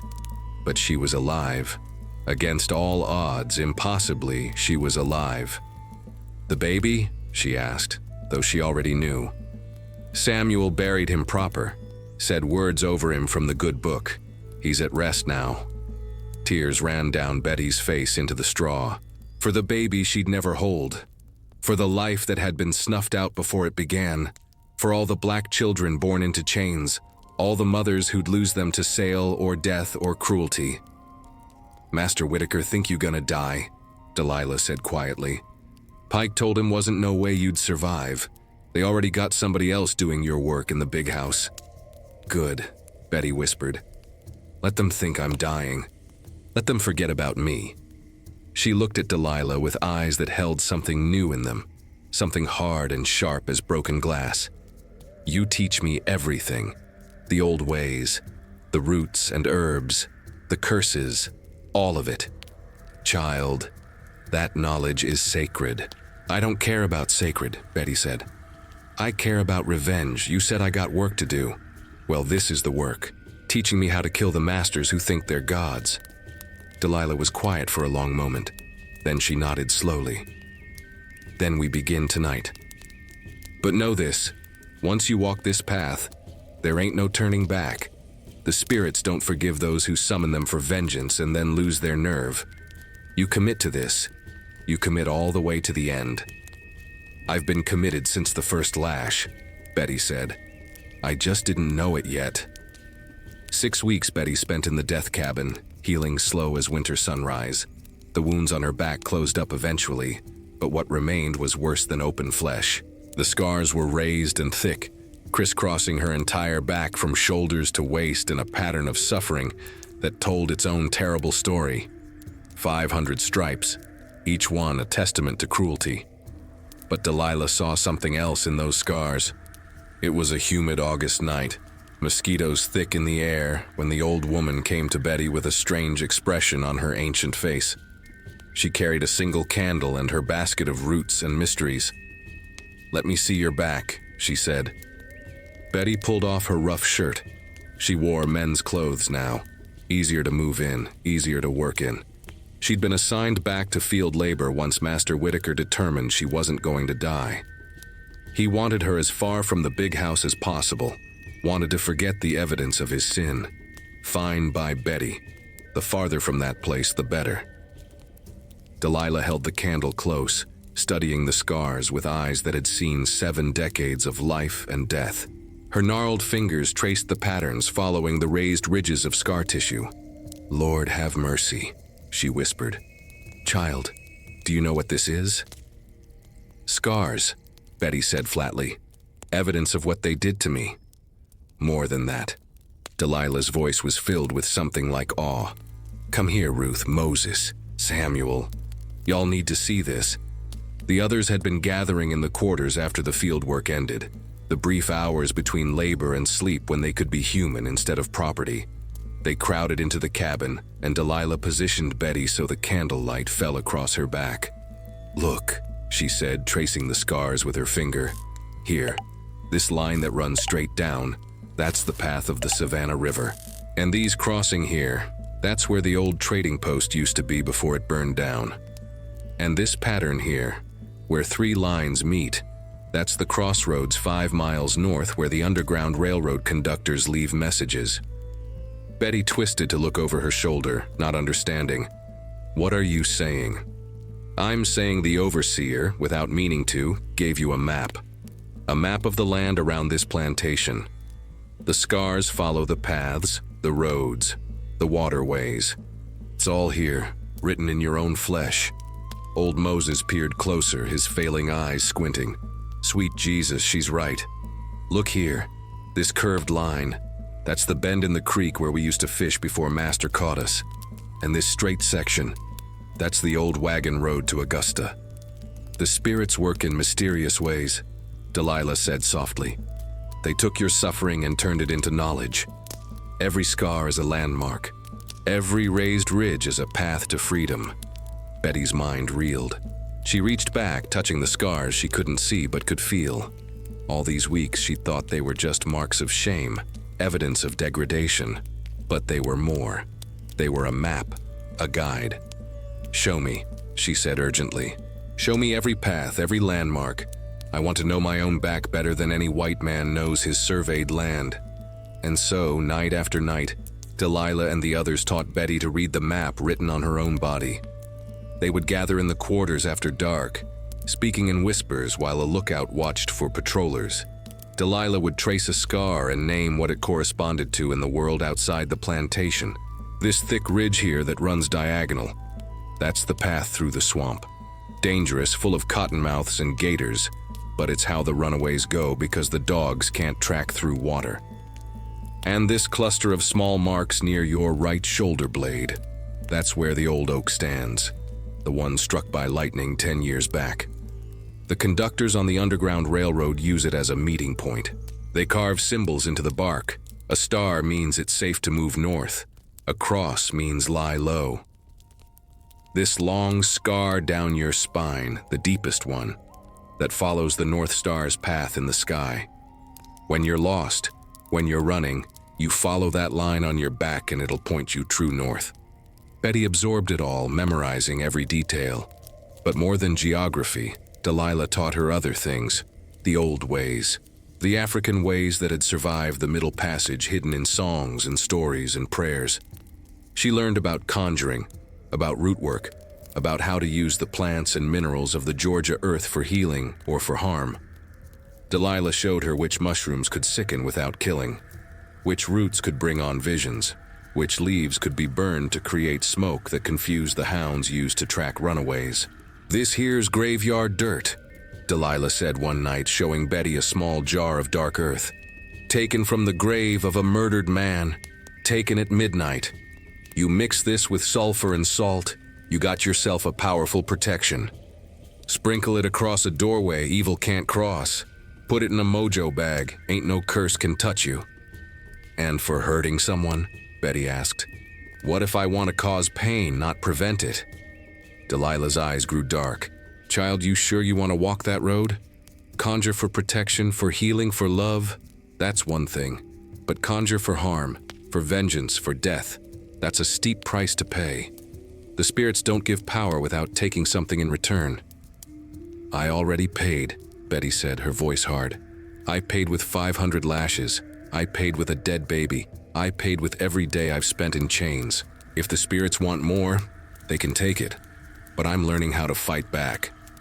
So Delilah taught her about gopher dust that could lay a man low with sickness, taught her about binding spells that could make a man's own body turn against him, taught her about the crossroads at midnight, where you could make deals with powers older than Christianity, powers that remembered Africa and the old gods. You take a lock of a person's hair, Delilah explained, and you bind it with red thread while saying their name backwards 3 times. Then you bury it at a crossroads under a waning moon. That person will start to waste away, lose their strength, lose their mind. And to kill? Betty asked bluntly. Delilah was silent for a long time. To kill with conjure is to mark your own soul, child. It's a door that once opened never fully closes. You sure? I'm sure. The old woman sighed. Then I'll teach you, but not yet. First, you got to master the smaller workings, learn to feel the spirits, understand how to ask and how to listen. Killing conjure ain't something you rush into. It requires preparation, sacrifice, the right timing. Betty nodded. She could be patient. She'd survived 500 lashes. She could survive waiting. But while she waited, she practiced. In the fields during the day, she would whisper curses under her breath at Pike when he rode by on his horse. Nothing happened at first, but after a month of daily curses, carefully crafted with the words Delilah taught her, Pike's horse stumbled and threw him, breaking his arm. "Did you do that?" Ruth asked in the quarters that night, eyes wide. "Maybe," Betty said. "Or maybe the horse just stumbled. Does it matter? Pike's hurt either way." She practiced protection spells too. When a new overseer was hired, a mean devil named Cutter who liked to use his whip for sport, Betty made a mojo bag for Big Samuel, who Cutter had targeted. Samuel wore it around his neck, hidden under his shirt. 3 times Cutter raised his whip to strike Samuel, and 3 times something stopped him. A wasp sting, a sudden cramp, a bout of dizziness. After the 3rd time, Cutter left Samuel alone, muttering about bad luck. "It's working," Samuel whispered to Betty. "Whatever you're doing, it's working." But Betty's real focus was the big house, was Master Whitaker and his family. She would lie awake at night in the quarters, her back aching where the scars pulled tight, and plan. Every detail, every step. She learned the household routines by talking to the few slaves still working inside. She learned that Master Whitaker went to his study every night at 10, that he drank bourbon until he could barely stand, that he often passed out in his chair. She learned that Mrs. Whitaker took laudanum for her nerves and slept like the dead. She learned that Caleb had gone away to university in Virginia, wouldn't be back until Christmas. She learned that the cat o' nine tails hung on a wall in Master Whitaker's study, mounted like a trophy. "That whip," Betty said one night to Delilah. "I need to get it." "That's suicide," the old woman said. "You get caught in that house, they'll hang you. Or worse." "Then I won't get caught," Betty said simply. She ran her hand over her scarred back, feeling the map written there. Every path has a beginning and an end. Every map shows you where to go and how to get there. My back has been showing me the way this whole time. I just needed to learn how to read it. She looked at Delilah with eyes that burned like banked coals. "The new moon is in 3 days. That's when the veil between worlds is thinnest, you said. That's when conjure is strongest." "Yes," Delilah admitted reluctantly. "Then that's when I go. 3 days. I'm going into that big house and I'm taking back what's mine. That whip ain't yours, child." "Yes, it is," Betty said fiercely. "It's mine by right of blood. It drank from my body 500 times. It killed my baby. It wrote this map on my back. If anything in this world belongs to me, it's that damned whip." Ruth spoke up, her young voice shaking. "I'll help. I know the kitchen entrance. I know which floorboards creak." "No," Betty said. "This is my burden to carry." "We all carry it," Big Samuel said. "Every scar on your back is a scar on all of us. We all been whipped in one way or another. Some of us on the flesh, some of us on the spirit. But we all got scars." One by one, the others in the cabin nodded. Old Moses, young Ruth, Big Samuel. Others whose names and faces Betty had come to know in these months of suffering and survival. "Then this is how it'll be," Betty said. 3 nights from now, new moon dark. I go in, get the whip, get out. Those who want to help with lookout and distraction, we plan it careful. But if something goes wrong, if I get caught, you all act like you knew nothing. Understand? I won't have anyone else punished for my actions." 3 days, Delilah said softly. 3 days to prepare. I'll make you the strongest protection mojo this plantation's ever seen. But child, once you take that whip, you start something that can't be stopped.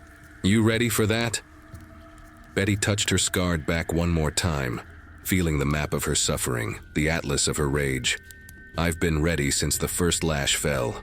Now it's time to show them what 500 lashes create.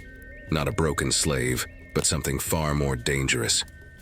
A woman with nothing left to lose. The new moon came on a Tuesday, hanging in the sky like a promise. Or a threat, depending on which side of the chains you stood on. No light from above meant the darkness was complete, thick as molasses, perfect for moving unseen. Perfect for taking back what had been stolen, even if it was just a symbol, just 9 strips of leather that had drunk too much black blood. Betty spent the day in the cotton fields like always, her hands moving automatically, picking the white bowls and dropping them in her basket. But her mind was elsewhere, running through the plan over and over, checking every detail, every contingency. She'd learned patience from 500 lashes, learned that rushing into anything could mean death. Delilah had prepared the protections the night before.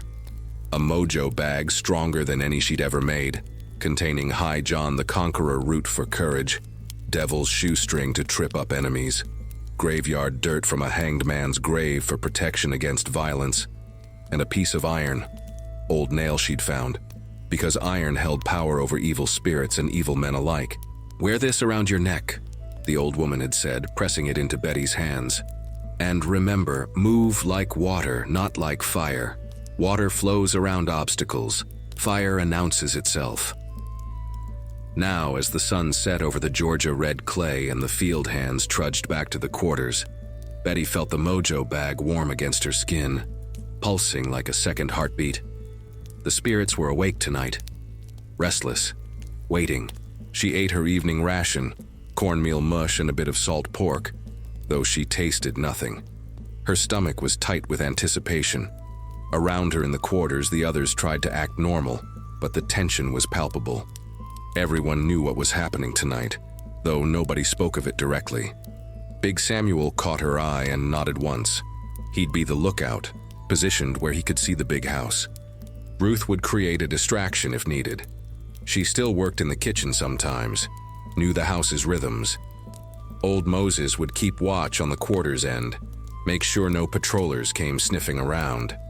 As full dark fell, Betty changed out of her field dress into a dark shirt and pants she'd stolen from the laundry months ago. Men's clothes again, easier to move in, easier to disappear in shadow.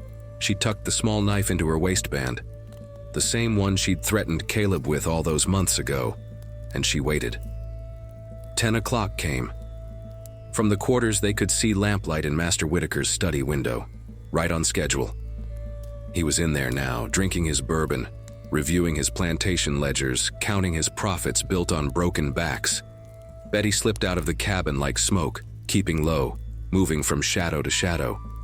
The night was alive with sound, crickets singing their endless song, frogs croaking from the creek, somewhere far off a hound baying at nothing. But no human sounds. No patrollers. Not yet. She crossed the open ground between quarters and big house, her heart hammering. This was the dangerous part, exposed, visible if anyone looked. But the darkness held her, wrapped her up in its black arms. The mojo bag grew hot against her chest, almost burning. The spirits were with her. At the back of the big house near the kitchen entrance, she paused. Ruth had told her about the loose board on the back porch, the one that squeaked if you stepped on it wrong. Betty avoided it, testing each floorboard before putting her full weight down. Slow, patient, like water. The kitchen door was unlocked. Plantation doors rarely were. Slaves weren't supposed to have anywhere to run, and white folks felt safe in their power. Betty slipped inside, into the familiar smells of the kitchen.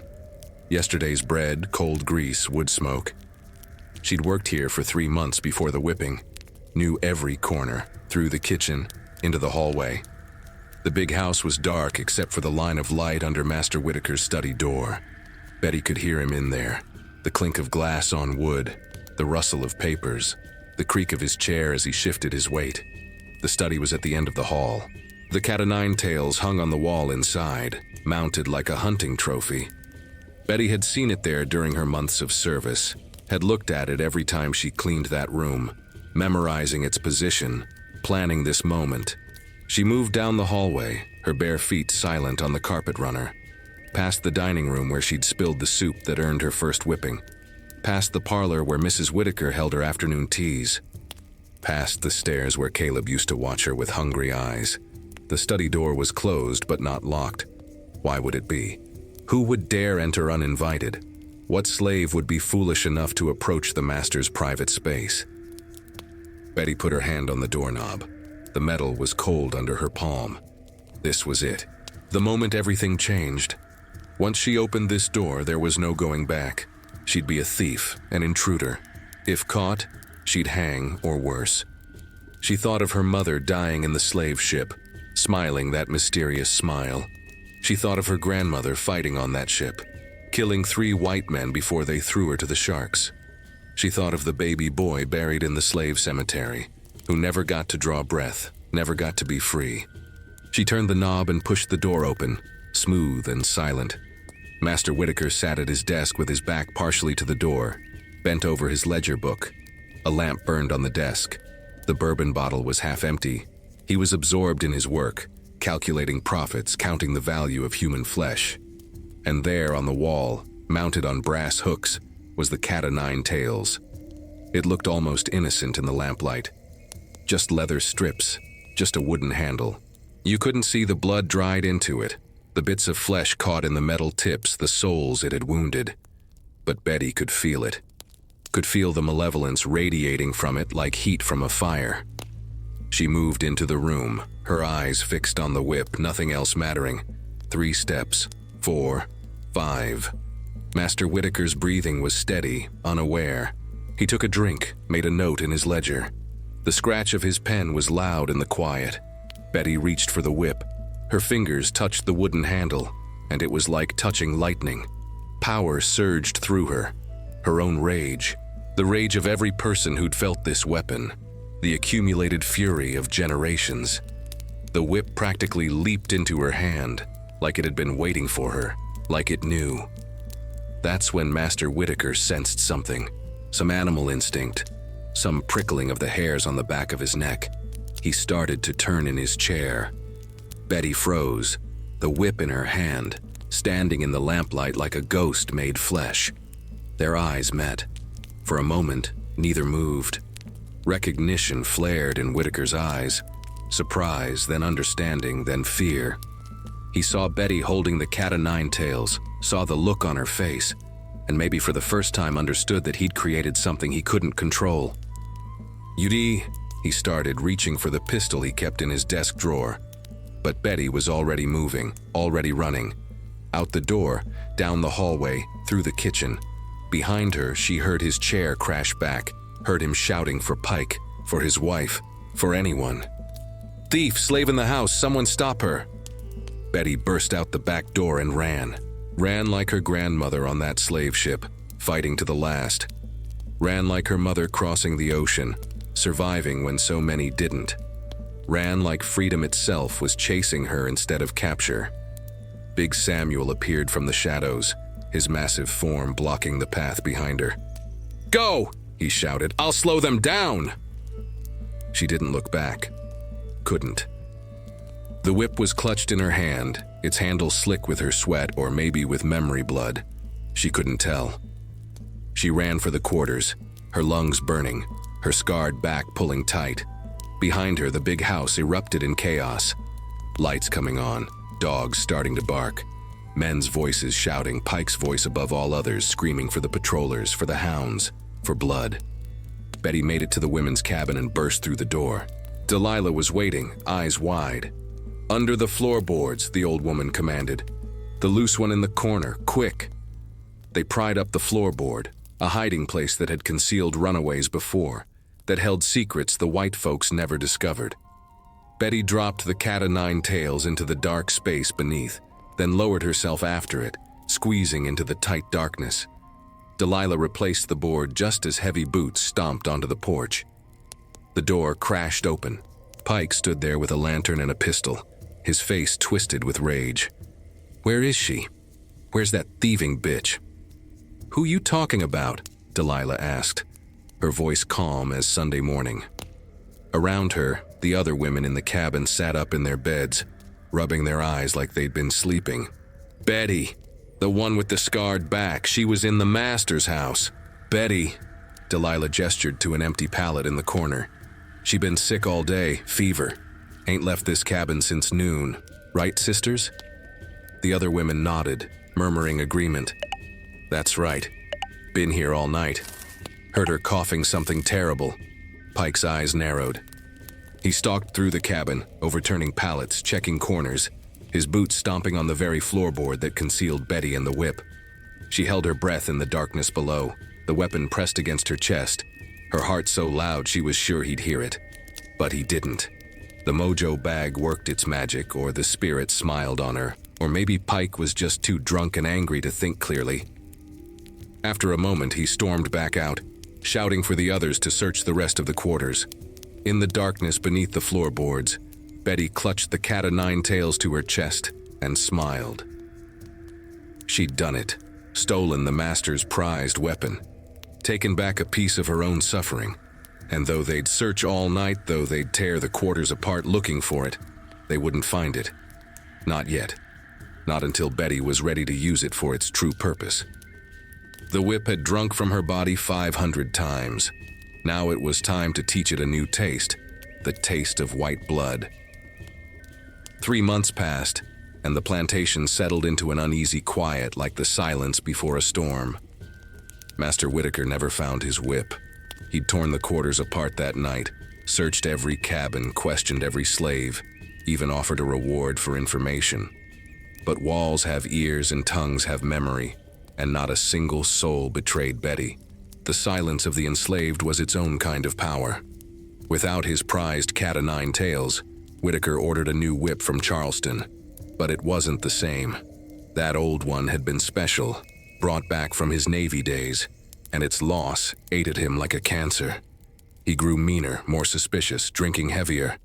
The whole plantation could feel the tension, like the air itself was holding its breath. Betty had been returned to house service after they couldn't prove she'd been involved in the theft. She moved through the big house like a ghost, silent and efficient, her scarred back hidden beneath her dress. But beneath the surface, she was changed. She carried the knowledge of the hidden whip like a secret flame in her chest. Every night in the quarters, she'd take it out from its hiding place, hold it, let the weight of it remind her of what was coming. Delilah continued teaching her the deeper mysteries. How to read signs in nature. The way crows gathered meant death approaching. The way dogs howled at nothing meant spirits were restless. How to craft more powerful workings, conjure that required blood sacrifice, rituals that could only be performed at crossroads under certain moon phases. Betty absorbed it all, hungry for knowledge that could be weaponized. December arrived cold and bitter. And with December came news that made the big house buzz with excitement. The Whitakers were hosting their annual Christmas ball. It was tradition among the plantation aristocracy, a grand affair where masters and mistresses from surrounding counties gathered to celebrate the season, show off their wealth, and reinforce the social bonds that held their cruel system together. The slaves would serve, of course, invisible hands ensuring the white folks' comfort, while receiving none themselves. Betty was assigned to serve wine. She stood in her cleanest dress, still rough and patched, but the best the quarters could provide, in the corner of the ballroom while white people laughed and danced and pretended the world was beautiful. The ballroom had been decorated with pine boughs and red ribbons. Crystal chandeliers blazed with 100 candles. A string quartet played from the corner. The white women wore gowns in jewel tones, emerald, sapphire, ruby, their necks dripping with pearls their husbands had bought with cotton profits. The men stood in tight clusters, smoking cigars, discussing politics and crop prices and the best methods for managing their human property. Betty moved through them like smoke, refilling glasses, removing empty plates, hearing everything while appearing to hear nothing. This was another kind of survival skill, the ability to become invisible, to let their eyes slide past you like you weren't quite real. "Did you hear about the trouble in Virginia?" one plantation owner was saying to Master Whitaker. 3 slaves ran off from the Patterson place, made it all the way to Pennsylvania before they were caught.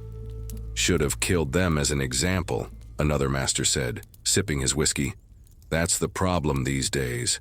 Too soft on runaways."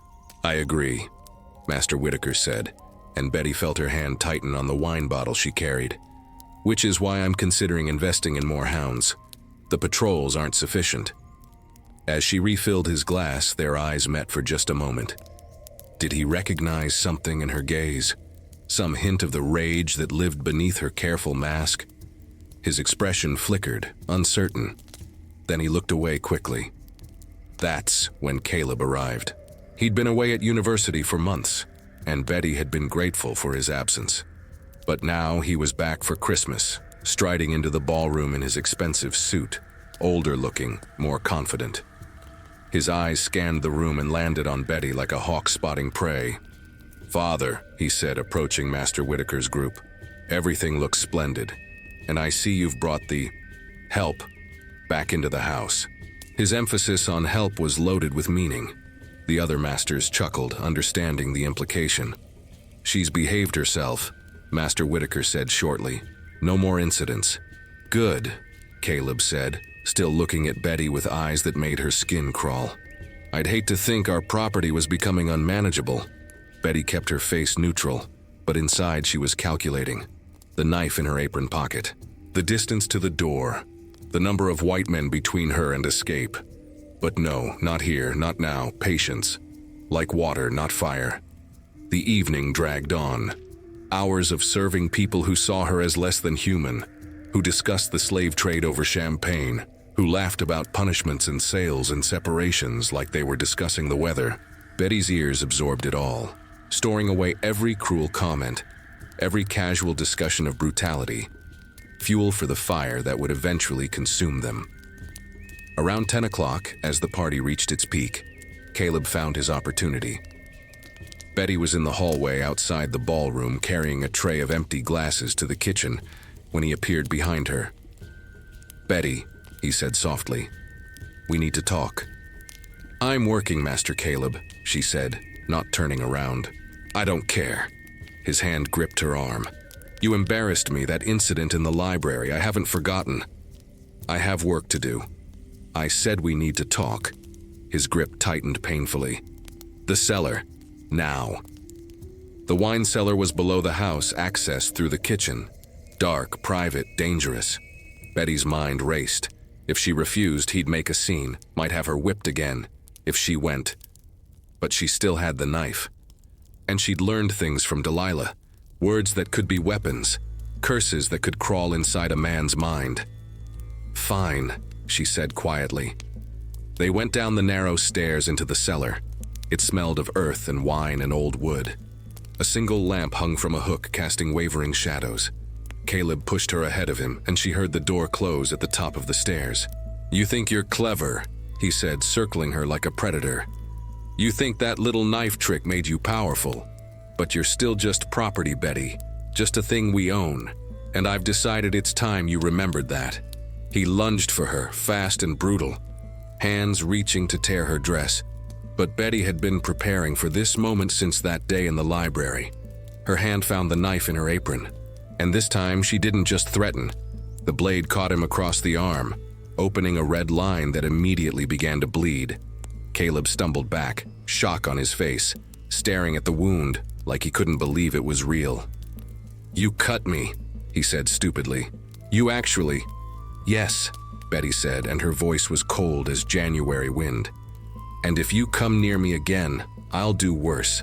I'll cut your throat and smile while I do it." She'd learned to move bottles earlier in the evening, positioning them strategically. Now she grabbed one, heavy, full of Master Whitaker's expensive French wine, and swung it hard. It connected with Caleb's temple with a sound like a melon cracking. He went down like a felled tree, blood pouring from his head, mixing with the wine that sprayed from the broken bottle. He wasn't dead. Betty could see his chest still rising and falling, but he was out cold. She stood over him, breathing hard, the broken bottle still in her hand. One blow. That's all it would take. One more strike and Caleb Whitaker would never hurt another slave woman, never force himself on anyone ever again. But footsteps sounded on the stairs. Someone was coming. Betty dropped the bottle, kicked it aside, and grabbed wine from the shelf. When the door opened and Master Whitaker appeared, she was standing calmly, holding a bottle while his son lay bleeding on the floor. "What happened?" Whitaker demanded, rushing to Caleb's side. "He fell, Master," Betty said, her voice steady. "He'd been drinking, came down for more wine, lost his footing on the stairs, hit his head on the wine rack." Master Whitaker looked from his unconscious son to Betty to the broken bottle. His eyes narrowed. He knew. Some part of him knew this wasn't an accident, but to admit that would be to admit that a slave had attacked his son. And if one slave could attack without immediate deadly consequences, what did that say about his control? "Get out," he said quietly. "Get out and send for the doctor." Betty climbed the stairs, her legs shaking but her voice calm as she told the other house slaves to fetch Dr. Morrison from his farm nearby.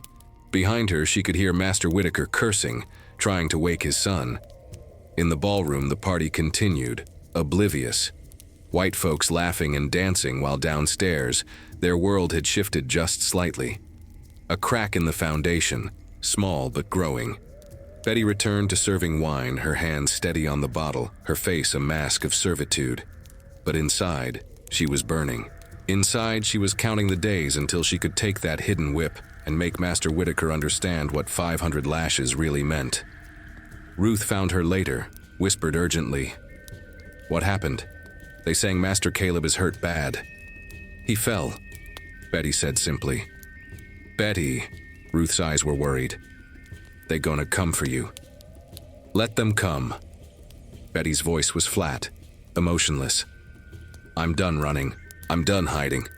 Everything that happens now, I'm walking straight into it. Eyes open, ready." That night, after the guests had left and the big house had gone dark, Betty stood in the quarters and looked up at the stars. Somewhere up there, her mother was watching. Her grandmother, her dead baby boy. All the ancestors who'd suffered, who'd died in chains, who'd never seen freedom. "I'm ready," she whispered to them. "Whatever comes next, I'm ready. They can try to break me again, but they'll find I don't break the same way twice. And when I strike back, they'll know. The whole South will know. A slave woman ain't just property. She's a reckoning waiting to happen." The wind picked up, rustling through the quarters like a voice answering back. And in that wind, Betty swore she heard her grandmother laughing, proud and fierce, from across the ocean and across the veil of death. 2 days after the Christmas ball, Pike came for Betty in the early morning darkness. His face twisted with something that looked like satisfaction. Behind him stood Master Whitaker, his expression cold as January frost, and Caleb, head bandaged from the accident, his eyes burning with barely contained rage. "Tie her to the post," Master Whitaker commanded. "This one's been trouble since the day I bought her. Time to remind her what happens to slaves who forget their place." Betty didn't resist as Pike grabbed her arms. She'd known this was coming, known that Caleb wouldn't let the wine cellar incident pass without revenge, even if his father believed it was an accident. She walked to the whipping post with her head high, her back already carrying the map of 500 previous lashes.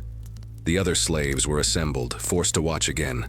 Their faces showed fear and grief. "Not again, Lord, not again." Old Delilah stood in the front, her ancient eyes locked on Betty's, sending a message without words. "Be strong, child. The spirits are watching." Pike tied Betty's hands to the iron ring, stretching her arms high. He tore her dress to expose her scarred back, and even some of the white folks flinched at the sight. The raised welts and thick ridges told their own story. This woman had already survived the unsurvivable.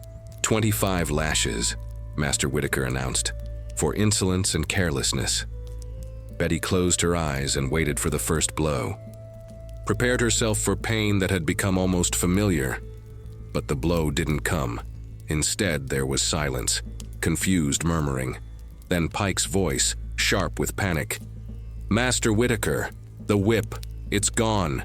Betty's eyes snapped open. She twisted to look over her shoulder and saw Pike standing at the storage shed, where the plantation whips were kept, his face pale. The door hung open. The hooks inside were empty. "What do you mean, gone?" Master Whitaker strode over, his face darkening. "I ordered a new cat from Charleston 2 months ago." "It ain't here, sir. None of them are here." Pike's voice rose in pitch. "The regular whips, the switches, everything, all gone."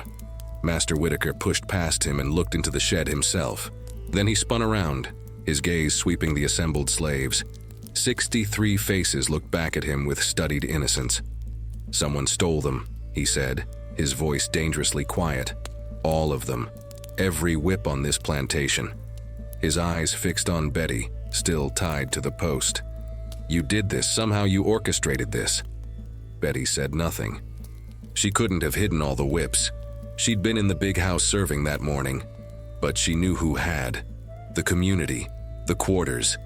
Everyone working together in the night while the white folks slept, making the instruments of torture disappear. "Cut her down," Master Whitaker said to Pike. "We'll deal with this properly once I find out who's responsible." But even as Pike cut Betty's bonds, everyone knew the truth. The whips were gone, and in a world built on violence and intimidation, their absence was a crack in the foundation. Without the whip, without the immediate threat of physical punishment, what power did the masters really have? That night in the quarters, Betty found her answer. Hidden under old Moses's cabin, wrapped in burlap, were all the missing whips. 23 in total, every instrument of punishment from the plantation, collected in secret and stashed away. "We figured," Moses said, his weathered face creased with something like pride, "that if they couldn't whip you, they couldn't whip none of us. Took all night, but we got 'em all." "They'll get new ones," Betty said quietly. "Order them from Charleston, from Augusta. This won't last." "Don't matter," Big Samuel said, his deep voice rumbling. "What matters is we did something. We fought back. Even if it's just for a little while, we took away their power." Delilah pulled Betty aside, her ancient eyes gleaming in the lamplight. "The spirits moved through us last night, guided our hands. What you started, stealing that cat o' nine tails, it woke something up in this place, resistance, real resistance, not just survival." "But they'll punish someone," Betty said. "Master Whitaker won't let this pass." "Then let him try." Delilah's voice was steel wrapped in velvet. "He can't whip all 63 of us, and if he tries to single someone out, the rest will speak up, take the blame together. We ain't alone anymore, child, none of us are." The old woman pressed something into Betty's hand, a small bottle filled with dark powder. "This here's the strong stuff. Graveyard dirt mixed with sulfur, black salt, and something else I won't name. You sprinkle this around a man's bed, his own mind will turn against him. Nightmares that won't quit, fear that eats from the inside." Betty looked at the bottle, feeling its weight. "You really think conjure can bring down a master?" "Conjure, resistance, solidarity, rage, they all work together," Delilah said. "The spirits don't do our work for us, but they give us tools. How we use them, that's up to us." The next day, Master Whitaker made his announcement. Standing on the porch of the big house with Pike beside him looking frustrated and angry, he addressed all the assembled slaves. "I know one of you took those whips. Maybe all of you conspired together. I don't care." His voice was cold, but Betty detected something underneath. Uncertainty. Fear, even. "I've sent to Charleston for replacements. They'll arrive within the week, and when they do, whoever is responsible will feel them first." But his threat rang hollow. A week without the whip had changed something subtle but profound on the plantation. Slaves moved differently, spoke more freely in the quarters. The fear was still there, it never fully left. But it had been joined by something else. Hope, maybe. Or just the recognition that the masters weren't omnipotent gods, just men who relied on tools that could be taken away. Master Whitaker felt it too. Betty could see it in how he watched the slaves now. like he wasn't quite sure what they might do next. The natural order had been disrupted, and order once broken was hard to fully restore. Pike increased the patrols, set up a rotation of white overseers to watch the quarters at night. But he couldn't watch everywhere all the time, and the slaves had learned the power of collective action, of moving together instead of as individuals. On the third day after the whipping that never happened, Betty was working in the big house kitchen when she overheard Master Whitaker talking to his wife. "I should sell her," he was saying. "That Betty. She's the source of all this trouble. Get rid of her and things will settle down. And admit to the other planters that you couldn't control one slave woman?" Mrs. Whitaker's voice dripped with scorn. "That you had to sell her because she beat you? They'll laugh at you, Harlan. Call you weak." Silence, then. "I'll break her myself. No whip needed. There are other ways." Betty's blood ran cold. Other ways meant worse things. Meant deprivation, isolation, maybe sale of other slaves to punish her by proxy. Meant escalation. That night, she took the bottle of dark powder Delilah had given her and crept to the big house. The window to Master Whitaker's bedroom was on the first floor, accessible from the garden. She scattered the powder around the window frame, in a line across the threshold, whispering the words Delilah had taught her. Nightmares come, fear grow, sleep run away like water through fingers. Every closed eye bring terror, every dark hour bring dread. The powder disappeared into the cracks and crevices, invisible but present, working its slow magic. Over the next week, Master Whitaker began to change. Dark circles appeared under his eyes. He snapped at everyone, even his wife. At meals, his hands trembled. Pike commented that the master wasn't sleeping well, was pacing his room at night, sometimes shouting at nothing. "It's working," Ruth whispered to Betty in the kitchen. "Whatever you did, it's working." The new whips arrived from Charleston on a gray, cold morning. 5 of them, including a replacement cat-o'-nine-tails. Master Whitaker took delivery personally, inspecting each one with satisfaction. "Now," he said to Pike, loud enough for nearby slaves to hear, "we restore order." But that afternoon, something strange happened. Master Whitaker went to his study to get the new cat for a scheduled punishment of a field hand who'd been caught sleeping during work hours. He reached for the whip on the wall where he'd mounted it. It wasn't there. The hook was empty. The brand new cat-o'-nine-tails had vanished in broad daylight, with the house full of people. Master Whitaker's roar of fury could be heard across the plantation. He tore the study apart looking for it, questioned every house slave, found nothing, because Betty had taken it. Taken it right from under his nose while serving his lunch, bold as daylight, the mojo bag around her neck protecting her from notice. And now she had 2 cats-o'-nine-tails hidden in the quarters, the old one that had scarred her back, and this new one that would never touch a slave's flesh. Standing in the quarters that evening, holding both whips in her hands, Betty understood something profound. The master's power wasn't in the whip itself. It was in the fear the whip created. And once that fear began to crack, once people started resisting together, stealing together, protecting each other, the whips became just leather and wood. Just objects that could be taken, hidden, made powerless.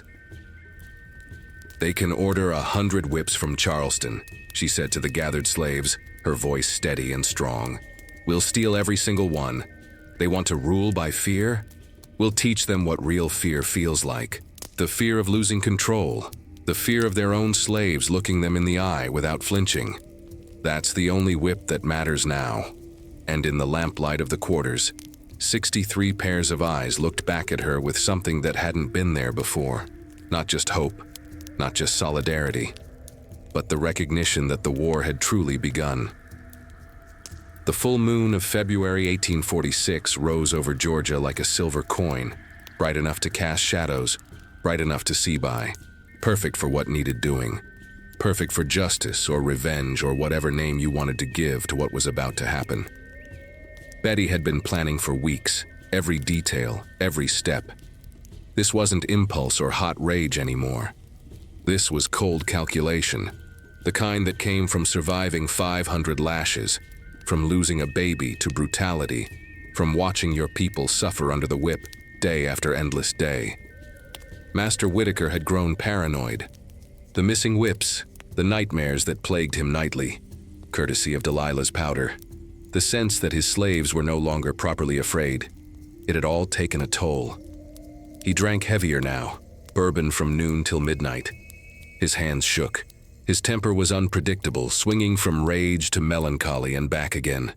Tonight he sat in his study, as he did every night, the curtains drawn, a lamp burning low, working through plantation accounts that no longer quite added up. 2 slaves had run away last week, making it to the swamp before the dogs lost their trail. Productivity was down. The other plantation owners whispered about his lack of control. Betty moved through the big house like a shadow, like smoke, like something that wasn't quite there. The mojo bag around her neck was hot against her skin. Delilah had reinforced its power that very afternoon, adding graveyard dirt from a murderer's grave, a sliver of iron from a broken chain, and drops of Betty's own blood to bind it to her. When you walk with death beside you, Delilah had said, you become invisible to those not ready to face their own end. Master Whitaker is ready. He just don't know it yet. In Betty's hand was the original cat-o'-nine-tails, the one that had drunk from her back 500 times, the one that had killed her baby. The leather was still dark with old blood, hers and others before her. The metal tip still sharp. It felt alive in her grip, trembling with anticipation, like it knew what was coming. She moved up the stairs to the 2nd floor, her bare feet silent on the wood. Past Mrs. Whitaker's room, where the laudanum-addled woman slept her drugged sleep, oblivious. Past the room where Caleb slept when he was home, but he was back at university, safe from what was about to unfold. Past the guest rooms, empty tonight. To the master bedroom at the end of the hall. The door was unlocked. Why would it be locked? Masters didn't fear their slaves. That was the lie they told themselves, the illusion that kept the whole rotten system standing. Betty pushed the door open and stepped inside. Master Whitaker sat in a chair by the window, still dressed, a bottle of bourbon at his elbow, staring out at the moonlit plantation. He didn't turn around when she entered. Maybe he was too drunk to notice. Or maybe, on some level, he'd been expecting this. You should be asleep, he said, his voice slurred. All of you should be asleep. But I see you sometimes moving in the dark, like ghosts, like you're already dead but don't know it yet. We know we're alive, Betty said quietly. That's what you never understood. We know we're human. We know we bleed and hurt and love. It's you who's the ghost, Master Whitaker. Already dead inside, just waiting for your body to catch up. He turned then slowly, and his eyes focused on her, on the whip in her hand. Recognition dawned, then disbelief, then something that might have been relief. So you did take it, he said. I knew. Deep down, I knew. He laughed, a sound without humor. Come to kill me then? That what this is? This is payment, Betty said. 500 lashes you gave me. 500 times this whip tasted my blood. Tonight it learns a new taste. He should have screamed, should have called for help. But maybe the nightmares had worn him down too much. Maybe the bourbon had drowned his survival instinct. Or maybe, just maybe, some part of him knew he deserved what was coming. You'll hang for this, he said. They'll hunt you down like an animal and hang you in the town square. Maybe, Betty agreed, but you'll still be dead, and that's worth it. She raised the cat-o'-nine-tails. Master Whitaker flinched back, raising his arms to protect his face. The whip came down. Crack. 9 lines of fire across his arms, tearing through his expensive shirt, opening skin. He cried out, a sound of shock and pain that he'd inflicted on so many others, but never felt himself. Betty didn't stop to count, didn't stop to savor. Just let the whip fall again and again, methodical as fieldwork, steady as breathing. Crack, crack, crack. Across his back when he tried to run and she caught him. Across his chest when he stumbled and fell. Across his face when he looked up at her, blood streaming from a dozen wounds. Please, he gasped. Please stop. I'm sorry, You're sorry? Betty's voice was ice and fire together. You were sorry when you raped me? Sorry when you whipped me 500 times while I was pregnant? Sorry when my baby died at your feet? Crack. I'll free you, he babbled, crawling toward the door. I'll write the papers. Manumission. You'll be free, just stop. I don't want freedom from you, Betty said, following him. I want justice, and since there's no law that'll give it to me, I'll take it myself. The whip fell again, and again, and again.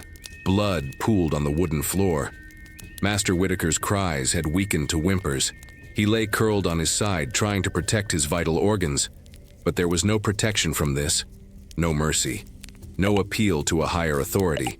Betty lost count somewhere around 100. It didn't matter, she wasn't trying to match his 500. She was trying to erase him from the world, to make sure he never hurt anyone again. Finally, when her arm was too tired to lift the whip anymore, when Master Whitaker had stopped moving and his breathing was shallow and wet-sounding, she stopped. She stood over him, breathing hard, the whip dripping red in her hand. He was still alive, barely. His eyes rolled up to look at her, filled with pain and incomprehension. Why? He whispered. You're just property. No, Betty said.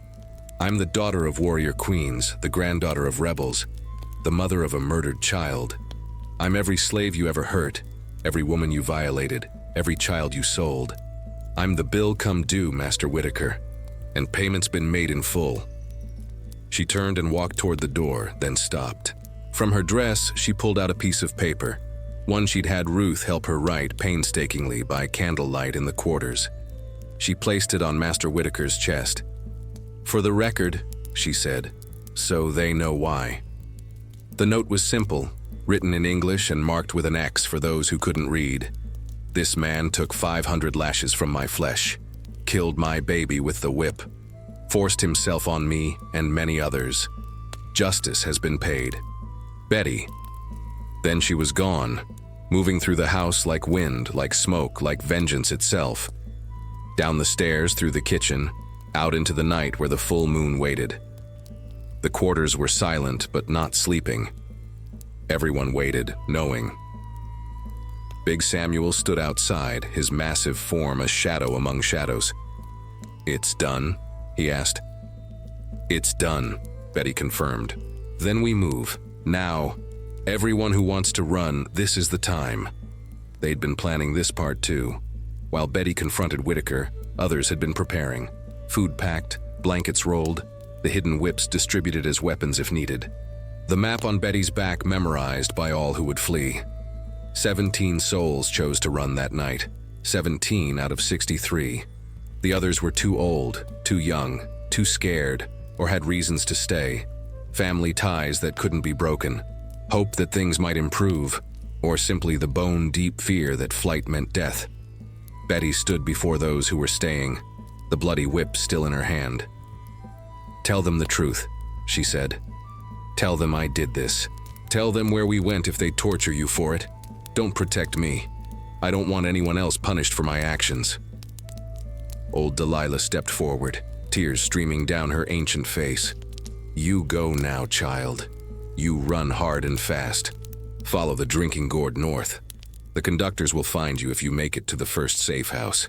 You remember where? The lightning struck Oak, Betty said. Then the crossroads, then the river. That's right. Delilah pressed something into Betty's hand, a new mojo bag, this one even more powerful. You carry the spirits with you.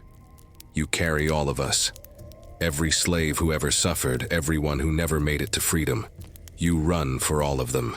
Betty embraced the old woman, feeling her bones like bird wings beneath the skin.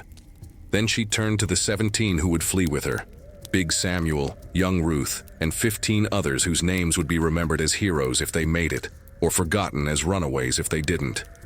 We go now, Betty said. North fast. The dogs will come with sunrise. They moved into the night, into the woods, following the map written on Betty's back. Behind them, the plantation was still quiet, still sleeping, not yet knowing that their master lay dying and their slaves were vanishing like morning mist. But by dawn, everyone would know. By dawn, the whole county would be hunting them. The largest slave escape in Georgia history. 17 souls running for freedom, led by a woman with 500 scars and a blood-stained whip. And somewhere in that big house, Harlan Whitaker drew his last breath, his life ending as so many slave lives had ended, in pain, in blood, in darkness. The payment was complete. Now came the flight. Now came the real test. Could they make it north? Could they reach freedom? Or would the hounds and the patrollers and the whole machinery of slavery drag them back? The moon watched. The spirits watched. And Betty ran, her scarred back a map to salvation, her heart full of rage and hope in equal measure. The hounds started baying 3 hours after sunrise. Betty and her group of 17 heard them in the distance, a sound that made every runaway's blood run cold.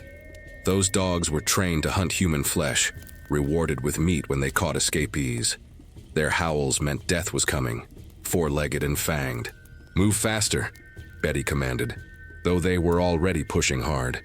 They'd covered maybe 12 miles since leaving the plantation, following the map on Betty's back through dense Georgia woods, across creeks, through thickets that tore at their clothes and skin. Big Samuel carried young Ruth on his back. The 12-year-old's feet had already blistered raw and bloody. Others helped those who stumbled. But fear kept everyone moving at a pace that would have been impossible under normal circumstances. Fear and the knowledge that capture meant death, or worse than death. They reached the Savannah River by noon. The water ran wide and brown, swift with winter rains. On the far bank, South Carolina waited. Not freedom. Slavery was legal there too. But at least across the river they'd be out of Georgia, out of Whitaker's immediate territory. And the water would break the scent trail, buy them precious hours. "Can't swim," one of the women said, fear thick in her voice. "Never learned how." "Then you wade and hold on to those who can," Betty said. She'd learned to swim as a child, secretly in the creeks near her first plantation. It was forbidden. Slaves who could swim might escape more easily. But she'd learned anyway, taught by other children in stolen moments. The water was freezing cold, stealing breath from lungs. Betty went first, testing the depth, finding the places where the current was weakest. The river came up to her chest at the deepest point, and she had to fight to keep her footing. "Link hands," she shouted back. "Make a chain. Don't let go." They formed a human chain across the river, the strong helping the weak, everyone holding tight as the current pulled at them. Young Ruth started crying when the water reached her neck, but Big Samuel held her high, his massive strength keeping her above the surface. Halfway across, one of the men, a field hand named Jacob, lost his footing. The current grabbed him, pulled him under. Big Samuel lunged, caught his arm, hauled him back up sputtering and panicked. "I got you, brother," Samuel said. "Just hold on. Almost there." They made it to the far bank, exhausted and shivering, but alive. Betty counted heads. 17 still. Nobody lost to the river. Thank God, thank the ancestors, thank whatever powers were listening. "No time to rest," she said, though her own legs were trembling with fatigue. "The dogs might not be able to track through water, but the patrollers know we'll cross eventually. They'll search both banks." They pushed inland, away from the river, heading north by the sun. Betty's scarred back tingled. The map was guiding her, the raised ridges and patterns telling her which way to go.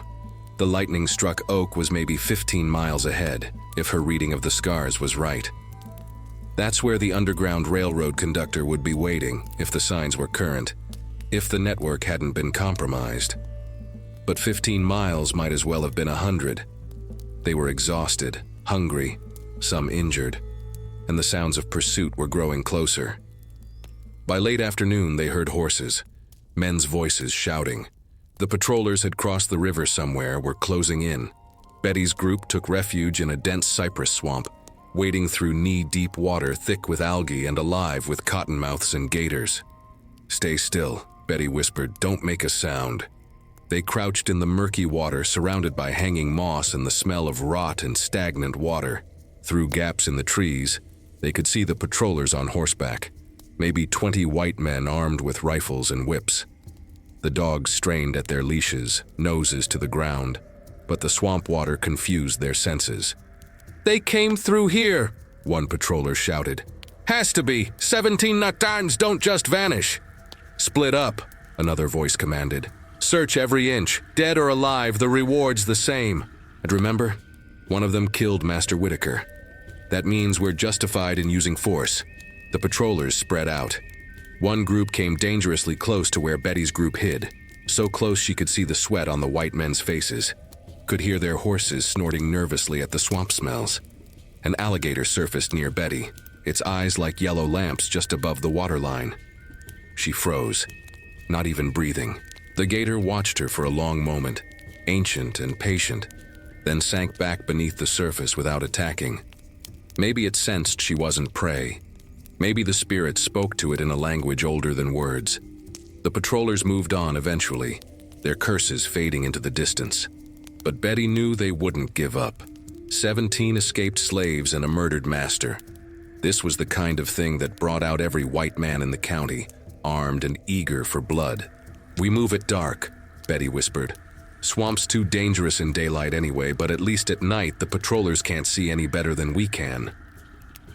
They waited, shivering in the cold water, as the sun set and darkness fell like a blessing. The swamp came alive with night sounds, frogs, insects, the splash of something large moving through water. But these sounds were cover, were camouflage for their own movement. Betty led them through the swamp by feel and instinct, her scarred back guiding her like a compass. The raised welts seemed to pull her in the right direction, as if the spirits that had witnessed her suffering now guided her toward salvation. Hours passed. Midnight came and went. They were moving slower now, everyone exhausted beyond measure. Young Ruth had stopped crying, but her silence was worse. The silence of someone pushed beyond their limits. That's when they heard it. Voices ahead, low and careful. Not patrollers, something else. Betty raised her hand, stopping the group. She crept forward alone, the bloody whip still clutched in her hand, ready to fight if this was a trap.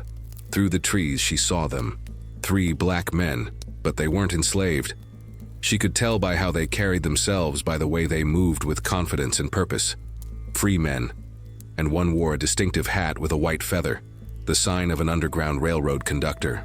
"You looking for the Lightning Oak?" one of them called out softly. "Or just wandering lost in this devil's swamp?" Betty almost wept with relief. "The Oak, we're heading north, 17 of us." The men stepped forward, and by moonlight Betty could see their faces. Young, determined, marked by their own scars and stories. "Name's Moses," the one with the feathered hat said. Not his real name, probably. Many conductors use that name in honor of Harriet Tubman. "We've been waiting." Word came down the line that something big was happening in Georgia. A woman with 500 scars who killed her master and led an escape. "Word travels fast," Betty said. "Word travels necessary," Moses replied. "You got patrollers on your tail?" "About 20 last we saw." Moses nodded grimly. "Then we move quick. There's a station 15 miles north, a Quaker farm. They'll hide you in the cellar, feed you, get you rested. But we got to move now, and we got to move quiet." Betty went back for the others. When they saw the conductors, some of them actually smiled for the first time since running. Hope, fragile as spider silk, began to grow. But as they prepared to move out following Moses and his companions, one of the men in Betty's group, a field hand named Isaiah, hung back. Betty noticed him whispering to another escapee, noticed the way his eyes kept darting to the darkness behind them. Something felt wrong. Off. "Isaiah," she called softly. "You coming?" "Yeah," he said, but his voice was strange, nervous. Just need a moment." Betty moved closer to him, her instincts screaming danger. "What's wrong?" "Nothing," he said too quickly. "I'm just scared, that's all." But Betty had learned to read people during her time in bondage, had learned that survival meant watching faces, hearing the lies beneath the words. And Isaiah was lying. "You made a deal," she said quietly, understanding flooding through her. "With the patrollers. You're going to lead them to us." Isaiah's face crumpled. They said if I helped them, they'd let me go back to the plantation, wouldn't punish me too bad. They said the others could run, but I'd be safe. I got a wife back there, Betty, a daughter. They said... They lied, Betty said flatly. They'll hang you same as the rest of us. Maybe slower, as an example. No, Isaiah said, backing away. No, they promised. The deal's already made. They're coming. They'll be here soon. Big Samuel had noticed the confrontation and moved closer. What's going on? We got a traitor, Betty said, her voice hard. And we got maybe minutes before the patrollers surround us. Isaiah turned to run, to shout, to give away their position. Betty didn't think. The bloody whip in her hand moved on instinct, 9 leather strips wrapping around Isaiah's legs, yanking him off his feet. He went down hard. The breath knocked from his lungs. Moses pulled a pistol from his belt, something Betty hadn't noticed before. He pointed it at Isaiah's head. No witnesses, Moses said coldly. No loose ends. Not when 17 lives depend on it. Betty looked at Isaiah, this man who would have doomed them all to save himself, who'd believed the lies of masters who only ever spoke truth to each other and never to slaves. She should have felt pity, should have felt mercy. But all she felt was the weight of 500 lashes on her back, the ghost of a dead baby in her arms, and the knowledge that in war, and this was war, mercy was a luxury that got you killed. Do it, she said to Moses, and the gunshot echoed through the swamp like thunder, scattering nightbirds into the sky. 16 now, not 17, and they ran. Pennsylvania, March 1846. 3 weeks of running, hiding, moving only at night, surviving on nothing but will and the kindness of conductors and abolitionists along the Underground Railroad. 3 weeks that aged Betty 10 years. That took 4 more lives to illness and injury. That tested every soul to breaking. But they made it. 12 survivors out of the original 17. 12 souls who crossed from bondage into something that might eventually become freedom. The safe house was a stone farmhouse outside Philadelphia, owned by a Quaker woman named Abigail Hathaway. She was maybe 50 years old, with steel gray hair pulled back severe, and eyes that had seen too much suffering to ever look away from more. Her home had hidden hundreds of escapees over the years, her cellar dug deep with secret rooms that even the most aggressive slave catchers couldn't find. When Betty's group arrived, exhausted, starving, some delirious with fever, Abigail took one look at them and simply said, "Come inside. You're safe now." Safe. The word felt foreign. Betty had forgotten what safe meant. For weeks she'd been waiting for the hounds, the gunshots, the rope around her neck. Even here, in a free state, she couldn't quite believe the running was over. They spent the first week just recovering. Real beds for the first time in most of their lives. Hot food that wasn't just cornmeal mush. A doctor who came to treat their wounds and asked no questions about the scars, the brands, the marks of whips and chains that told their stories better than words ever could. Big Samuel's feet had become infected from constant walking. Young Ruth had pneumonia from that freezing river crossing. An older woman named Sarah had broken her wrist falling during the night flight, and it had set wrong. But they were alive. Against all odds, impossibly, they were alive. On the 8th day, when Betty had regained some strength, Abigail came to her in the small bedroom they'd given her. "I'd like to hear your story," the Quaker woman said softly, "if you're willing to tell it. The world needs to know what happens in those places, what slavery truly means." Betty looked at her hands. They were healing, but still bore the marks of cotton and work and violence. Why? What good does telling do? The world knows about slavery, they just don't care. Some care, Abigail said. Not enough, but some. And every story makes it harder for people to look away. Every testimony is a nail in slavery's coffin, however small. So Betty told her. Started from the beginning. The slave ship where her mother died. The auction block in Savannah.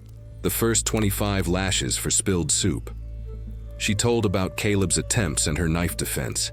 About Master Whitaker's violence and the baby that died at the whipping post. She told about the 500 lashes, And as she spoke, she turned her back to show Abigail the map written there. The Quaker woman gasped, her hand covering her mouth. "Sweet, merciful God," Abigail whispered. 500? 500, Betty confirmed. "And I survived because the ancestors wouldn't let me die, because I had work to do still." She told about Delilah and the conjure, the stealing of the whips, the resistance that grew in the quarters.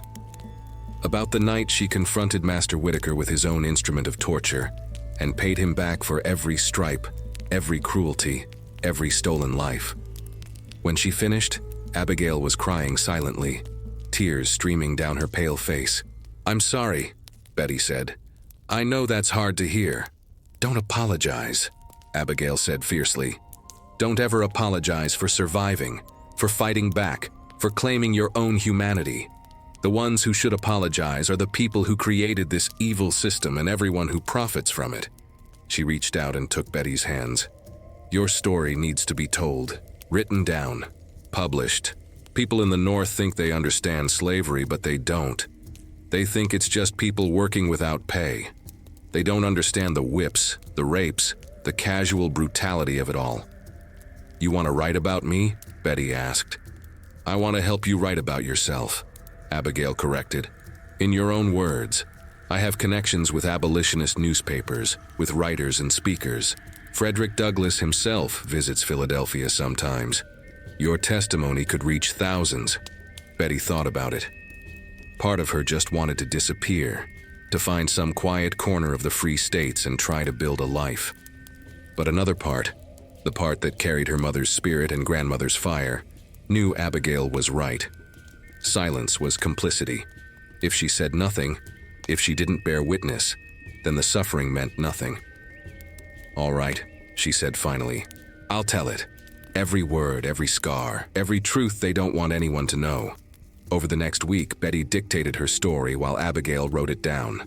They worked in the farmhouse kitchen, Betty speaking slowly, choosing her words careful, Abigail's pen scratching across paper. The other survivors would drift in sometimes, adding their own memories, their own testimonies. Big Samuel told about watching his mother sold away when he was 7, about never seeing her again. Young Ruth described the auction block, the feeling of strange hands examining her like she was livestock. Sarah talked about her 3 children, all sold to different masters, scattered like seeds in the wind, lost forever. Each story was its own kind of horror, each one a piece of the larger truth about what slavery really meant. But it was Betty's story that became the center, because Betty had done what so few ever could. She'd fought back and survived. She'd taken the master's whip and turned it against him. She'd led 17 souls to freedom, even if only 12 made it all the way. "The newspapers will call you a murderer," Abigail warned. "The slave states will demand your arrest. There's still fugitive slave law. Technically, you're still considered property, and they could demand your return." "Let them try," Betty said. "I'm never going back in chains. Never. I'll die first and take as many of them with me as I can." Abigail nodded grimly. "Then we'll need to get you further north. Canada is truly free. No fugitive slave law there. You'd be beyond their reach." "Not yet," Betty said. "There's something I need to do first." She explained what she'd been thinking. A plan that was dangerous, maybe crazy, but felt necessary. She wanted to go back. Not to Georgia, that would be suicide, but to the border states, Maryland, Virginia. She wanted to help other escapees, become a conductor herself on the Underground Railroad. "The map on my back," she explained. "It shows Georgia, but the principles are the same everywhere. Follow the rivers, know the landmarks, move at night, trust the signs." She touched her scarred shoulders. "I carry the memory of suffering. Maybe I can use it to prevent more suffering. Save others before they endure what I did." Abigail looked at her with something like awe. "You just escaped with your life and you want to go back?" "Not back," Betty corrected. "Forward, into the fight. There's still 63 souls at Whitaker Plantation. Still thousands more across the South. I can't save them all, but I can save some. and some is better than none. Big Samuel spoke up from the doorway where he'd been listening. Then I'm going with you, we all are. Everyone who's strong enough to walk.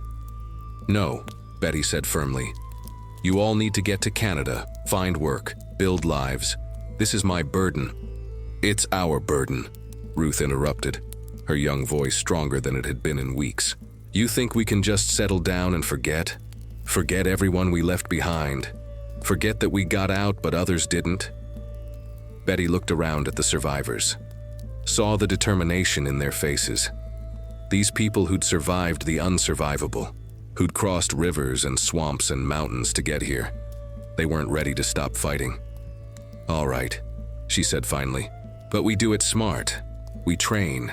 We learn from the experienced conductors. We don't rush in and get ourselves killed. Because dead, we can't help anyone. Abigail smiled through her tears.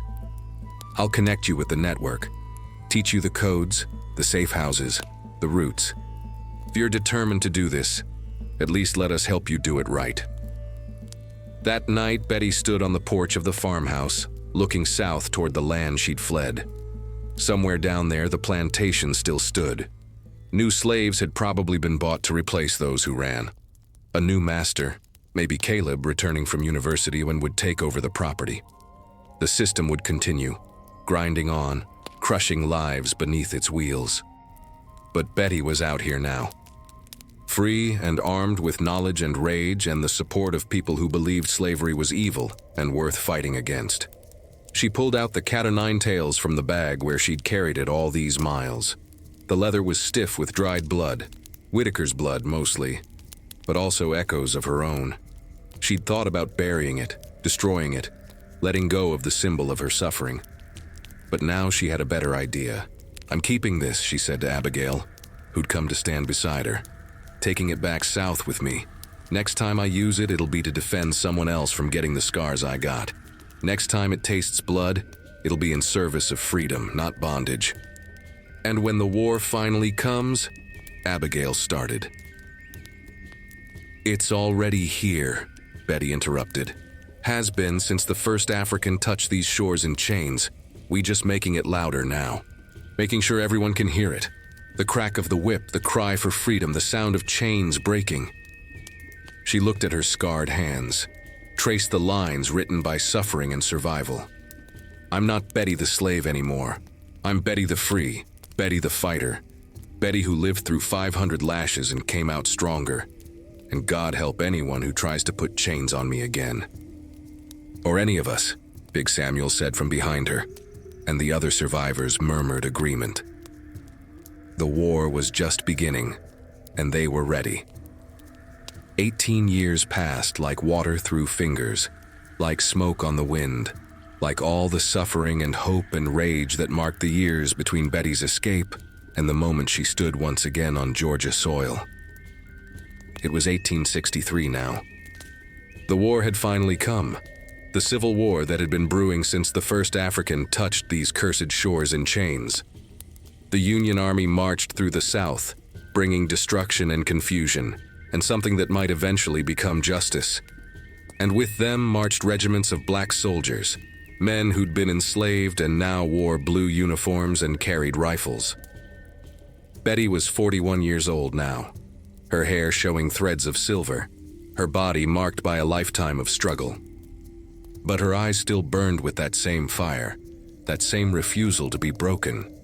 For 18 years she'd worked the Underground Railroad, leading hundreds to freedom, becoming legend among those who whispered her name in quarters from Virginia to Louisiana. They called her different names, Moses like Harriet Tubman, or the woman with the map, or sometimes just the whip woman, because she always carried that old cat-o'-nine-tails with her, a reminder and a weapon both. She'd led raids into Maryland plantations, helped families escape together instead of being torn apart. She'd outsmarted patrollers and slave catchers, used her knowledge of conjure and root work to confuse dogs and men alike. She'd become everything the masters feared most, an escaped slave who refused to stay escaped, who kept coming back for more. And now, finally, she was coming home. The Whitaker plantation looked different, smaller somehow, less impressive than she remembered. The big house stood empty, windows broken, columns cracked. When Sherman's army had come through Georgia on their march to the sea, they'd burned the cotton stores but left the house standing. Barely. The fields were overgrown, the quarters abandoned. Betty walked through the ruins with Big Samuel beside her. He'd stayed with her all these years, becoming a conductor himself, refusing to settle down while there was still work to do. Young Ruth was there too, not so young anymore at 30, a woman who'd learned to read and write and now taught other freed people. "This where it happened?" Samuel asked, stopping at the whipping post. It still stood, weathered and dark, its wood stained with the blood of countless backs. "This is it," Betty confirmed. Her hand touched the post, feeling the rough wood under her palm. "Right here, 500 times." A sound made them turn. A black soldier in Union blue approached, rifle on his shoulder, his face showing recognition and something like awe. "You her?" he asked. "Betty? The one they tell stories about?" "Depends on the story," Betty said. "The one who killed her master and led the Great Escape. The one with 500 scars on her back that make a map." Betty smiled slightly. "Then yes, I'm her." The soldier, it couldn't have been more than 20, looked at her like she was a legend made flesh. "My mama was at Whitaker Plantation. She was one of the ones who stayed when you ran. She told me about you, about what you did that night." "Your mama still alive?" "No, ma'am. She passed 2 years back. But before she died, she made me promise something." He reached into his pack and pulled out a cloth-wrapped bundle. "She kept this hidden all these years. Said if I ever met you, I should give it back." Betty unwrapped the cloth, and there it was, the second cat o' nine tails, the one she'd stolen the night of the Christmas ball, the one she'd hidden in the quarters before fleeing. Somehow, impossibly, it had survived 18 years, kept safe by people who understood its meaning. "She said you'd want it," the soldier continued. "Said you'd come back someday, and when you did, you'd need both of them." Betty held the 2 whips, one in each hand. The old one that had scarred her back and killed Master Whitaker. The new one that had never tasted blood. Together they represented everything. Suffering and resistance, pain and power, slavery and freedom. "What's your name, son?" she asked the soldier. "Marcus, ma'am, Marcus Freeman, and I took that name when I enlisted. Seemed fitting." "It is fitting," Betty agreed. She held out the newer whip to him. "Here, you take this one. Carry it with your regiment. Let it be a reminder of where you came from and what you're fighting for." Marcus took it reverently, like it was a holy relic. And maybe it was. Maybe every instrument of torture that got turned against its creators became sacred in its own way. Betty kept the original for herself, the one that knew her blood intimately, the one that had written the map on her back. She walked to what remained of the big house, climbed the sagging steps to the porch where Master Whitaker had once stood watching punishments. The others followed. Samuel, Ruth, Marcus, and others from the regiment who'd heard she was here and come to see the legend for themselves. "Listen now," Betty said, her voice carrying that old power, that storytelling cadence she'd learned from Delilah. "You all are young, some of you. Don't remember slavery personal, only know it from parents' tales. But I want you to remember what I'm about to say." She held up the whip so the sun caught on its darkened leather, on the metal tips that had torn so much flesh. "This thing here, this cat o' nine tails, it drank from my body 500 times, killed my baby before he could draw breath, wrote a map on my back that led me to freedom and helped me lead others to freedom. It was made to break us, to destroy us, to keep us in chains through fear." She looked at each face, saw the attention, the hunger to understand. "But here's what the masters never understood. You can't break what won't bend. You can whip us, brand us, sell us, work us to death. But the spirit, the fire inside that says, 'I am human, I am worthy, I will be free,' that can't be whipped out. It just gets stronger." She turned to face the ruined plantation. "Master Whitaker thought he owned me. Thought 500 lashes would teach me my place. Instead, it taught me that the only place worth having is the one you claim for yourself. Taught me that justice don't come from asking nice. It comes from taking it back with the same violence they used to steal it." Betty raised the whip high, then brought it down hard on the porch railing. The wood splintered with a crack like lightning. "I'm not giving you this whip to use on anybody," she said to Marcus and the others. "I'm giving it to you to remember. Remember what we survived. Remember what we overcame. Remember that every chain can be broken, every master can be defeated, every wrong can be made right if you're willing to fight for it." The wind picked up, rustling through the abandoned quarters, through the overgrown cotton fields. If you listened close, you could almost hear voices, songs, prayers, cries, laughter.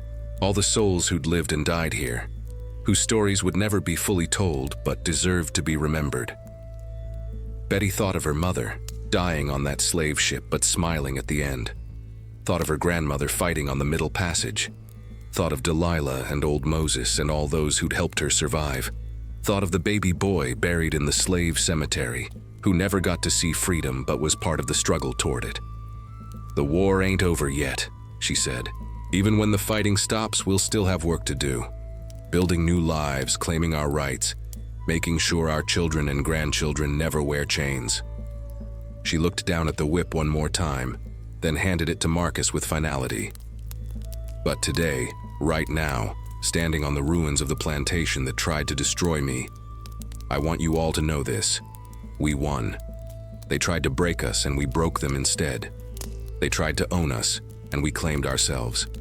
They tried to erase us and we made sure we'd be remembered forever." Betty smiled then, and it was her mother's smile, her grandmother's smile, the smile of every ancestor who'd survived the unsurvivable, who suffered, who resisted, left their mark on history and memory. Memory we keep alive right here in the echoes from the quarters, because the story don't end when the chains break. It just begins new, and we the ones writing it now. The wind carried her words across the ruined plantation, across Georgia, across the whole South that was burning and being reborn. And in that wind, if you listened close, you could hear all the voices of all the enslaved saying together, "We survived, we resisted, we won, and our story will never die." Never.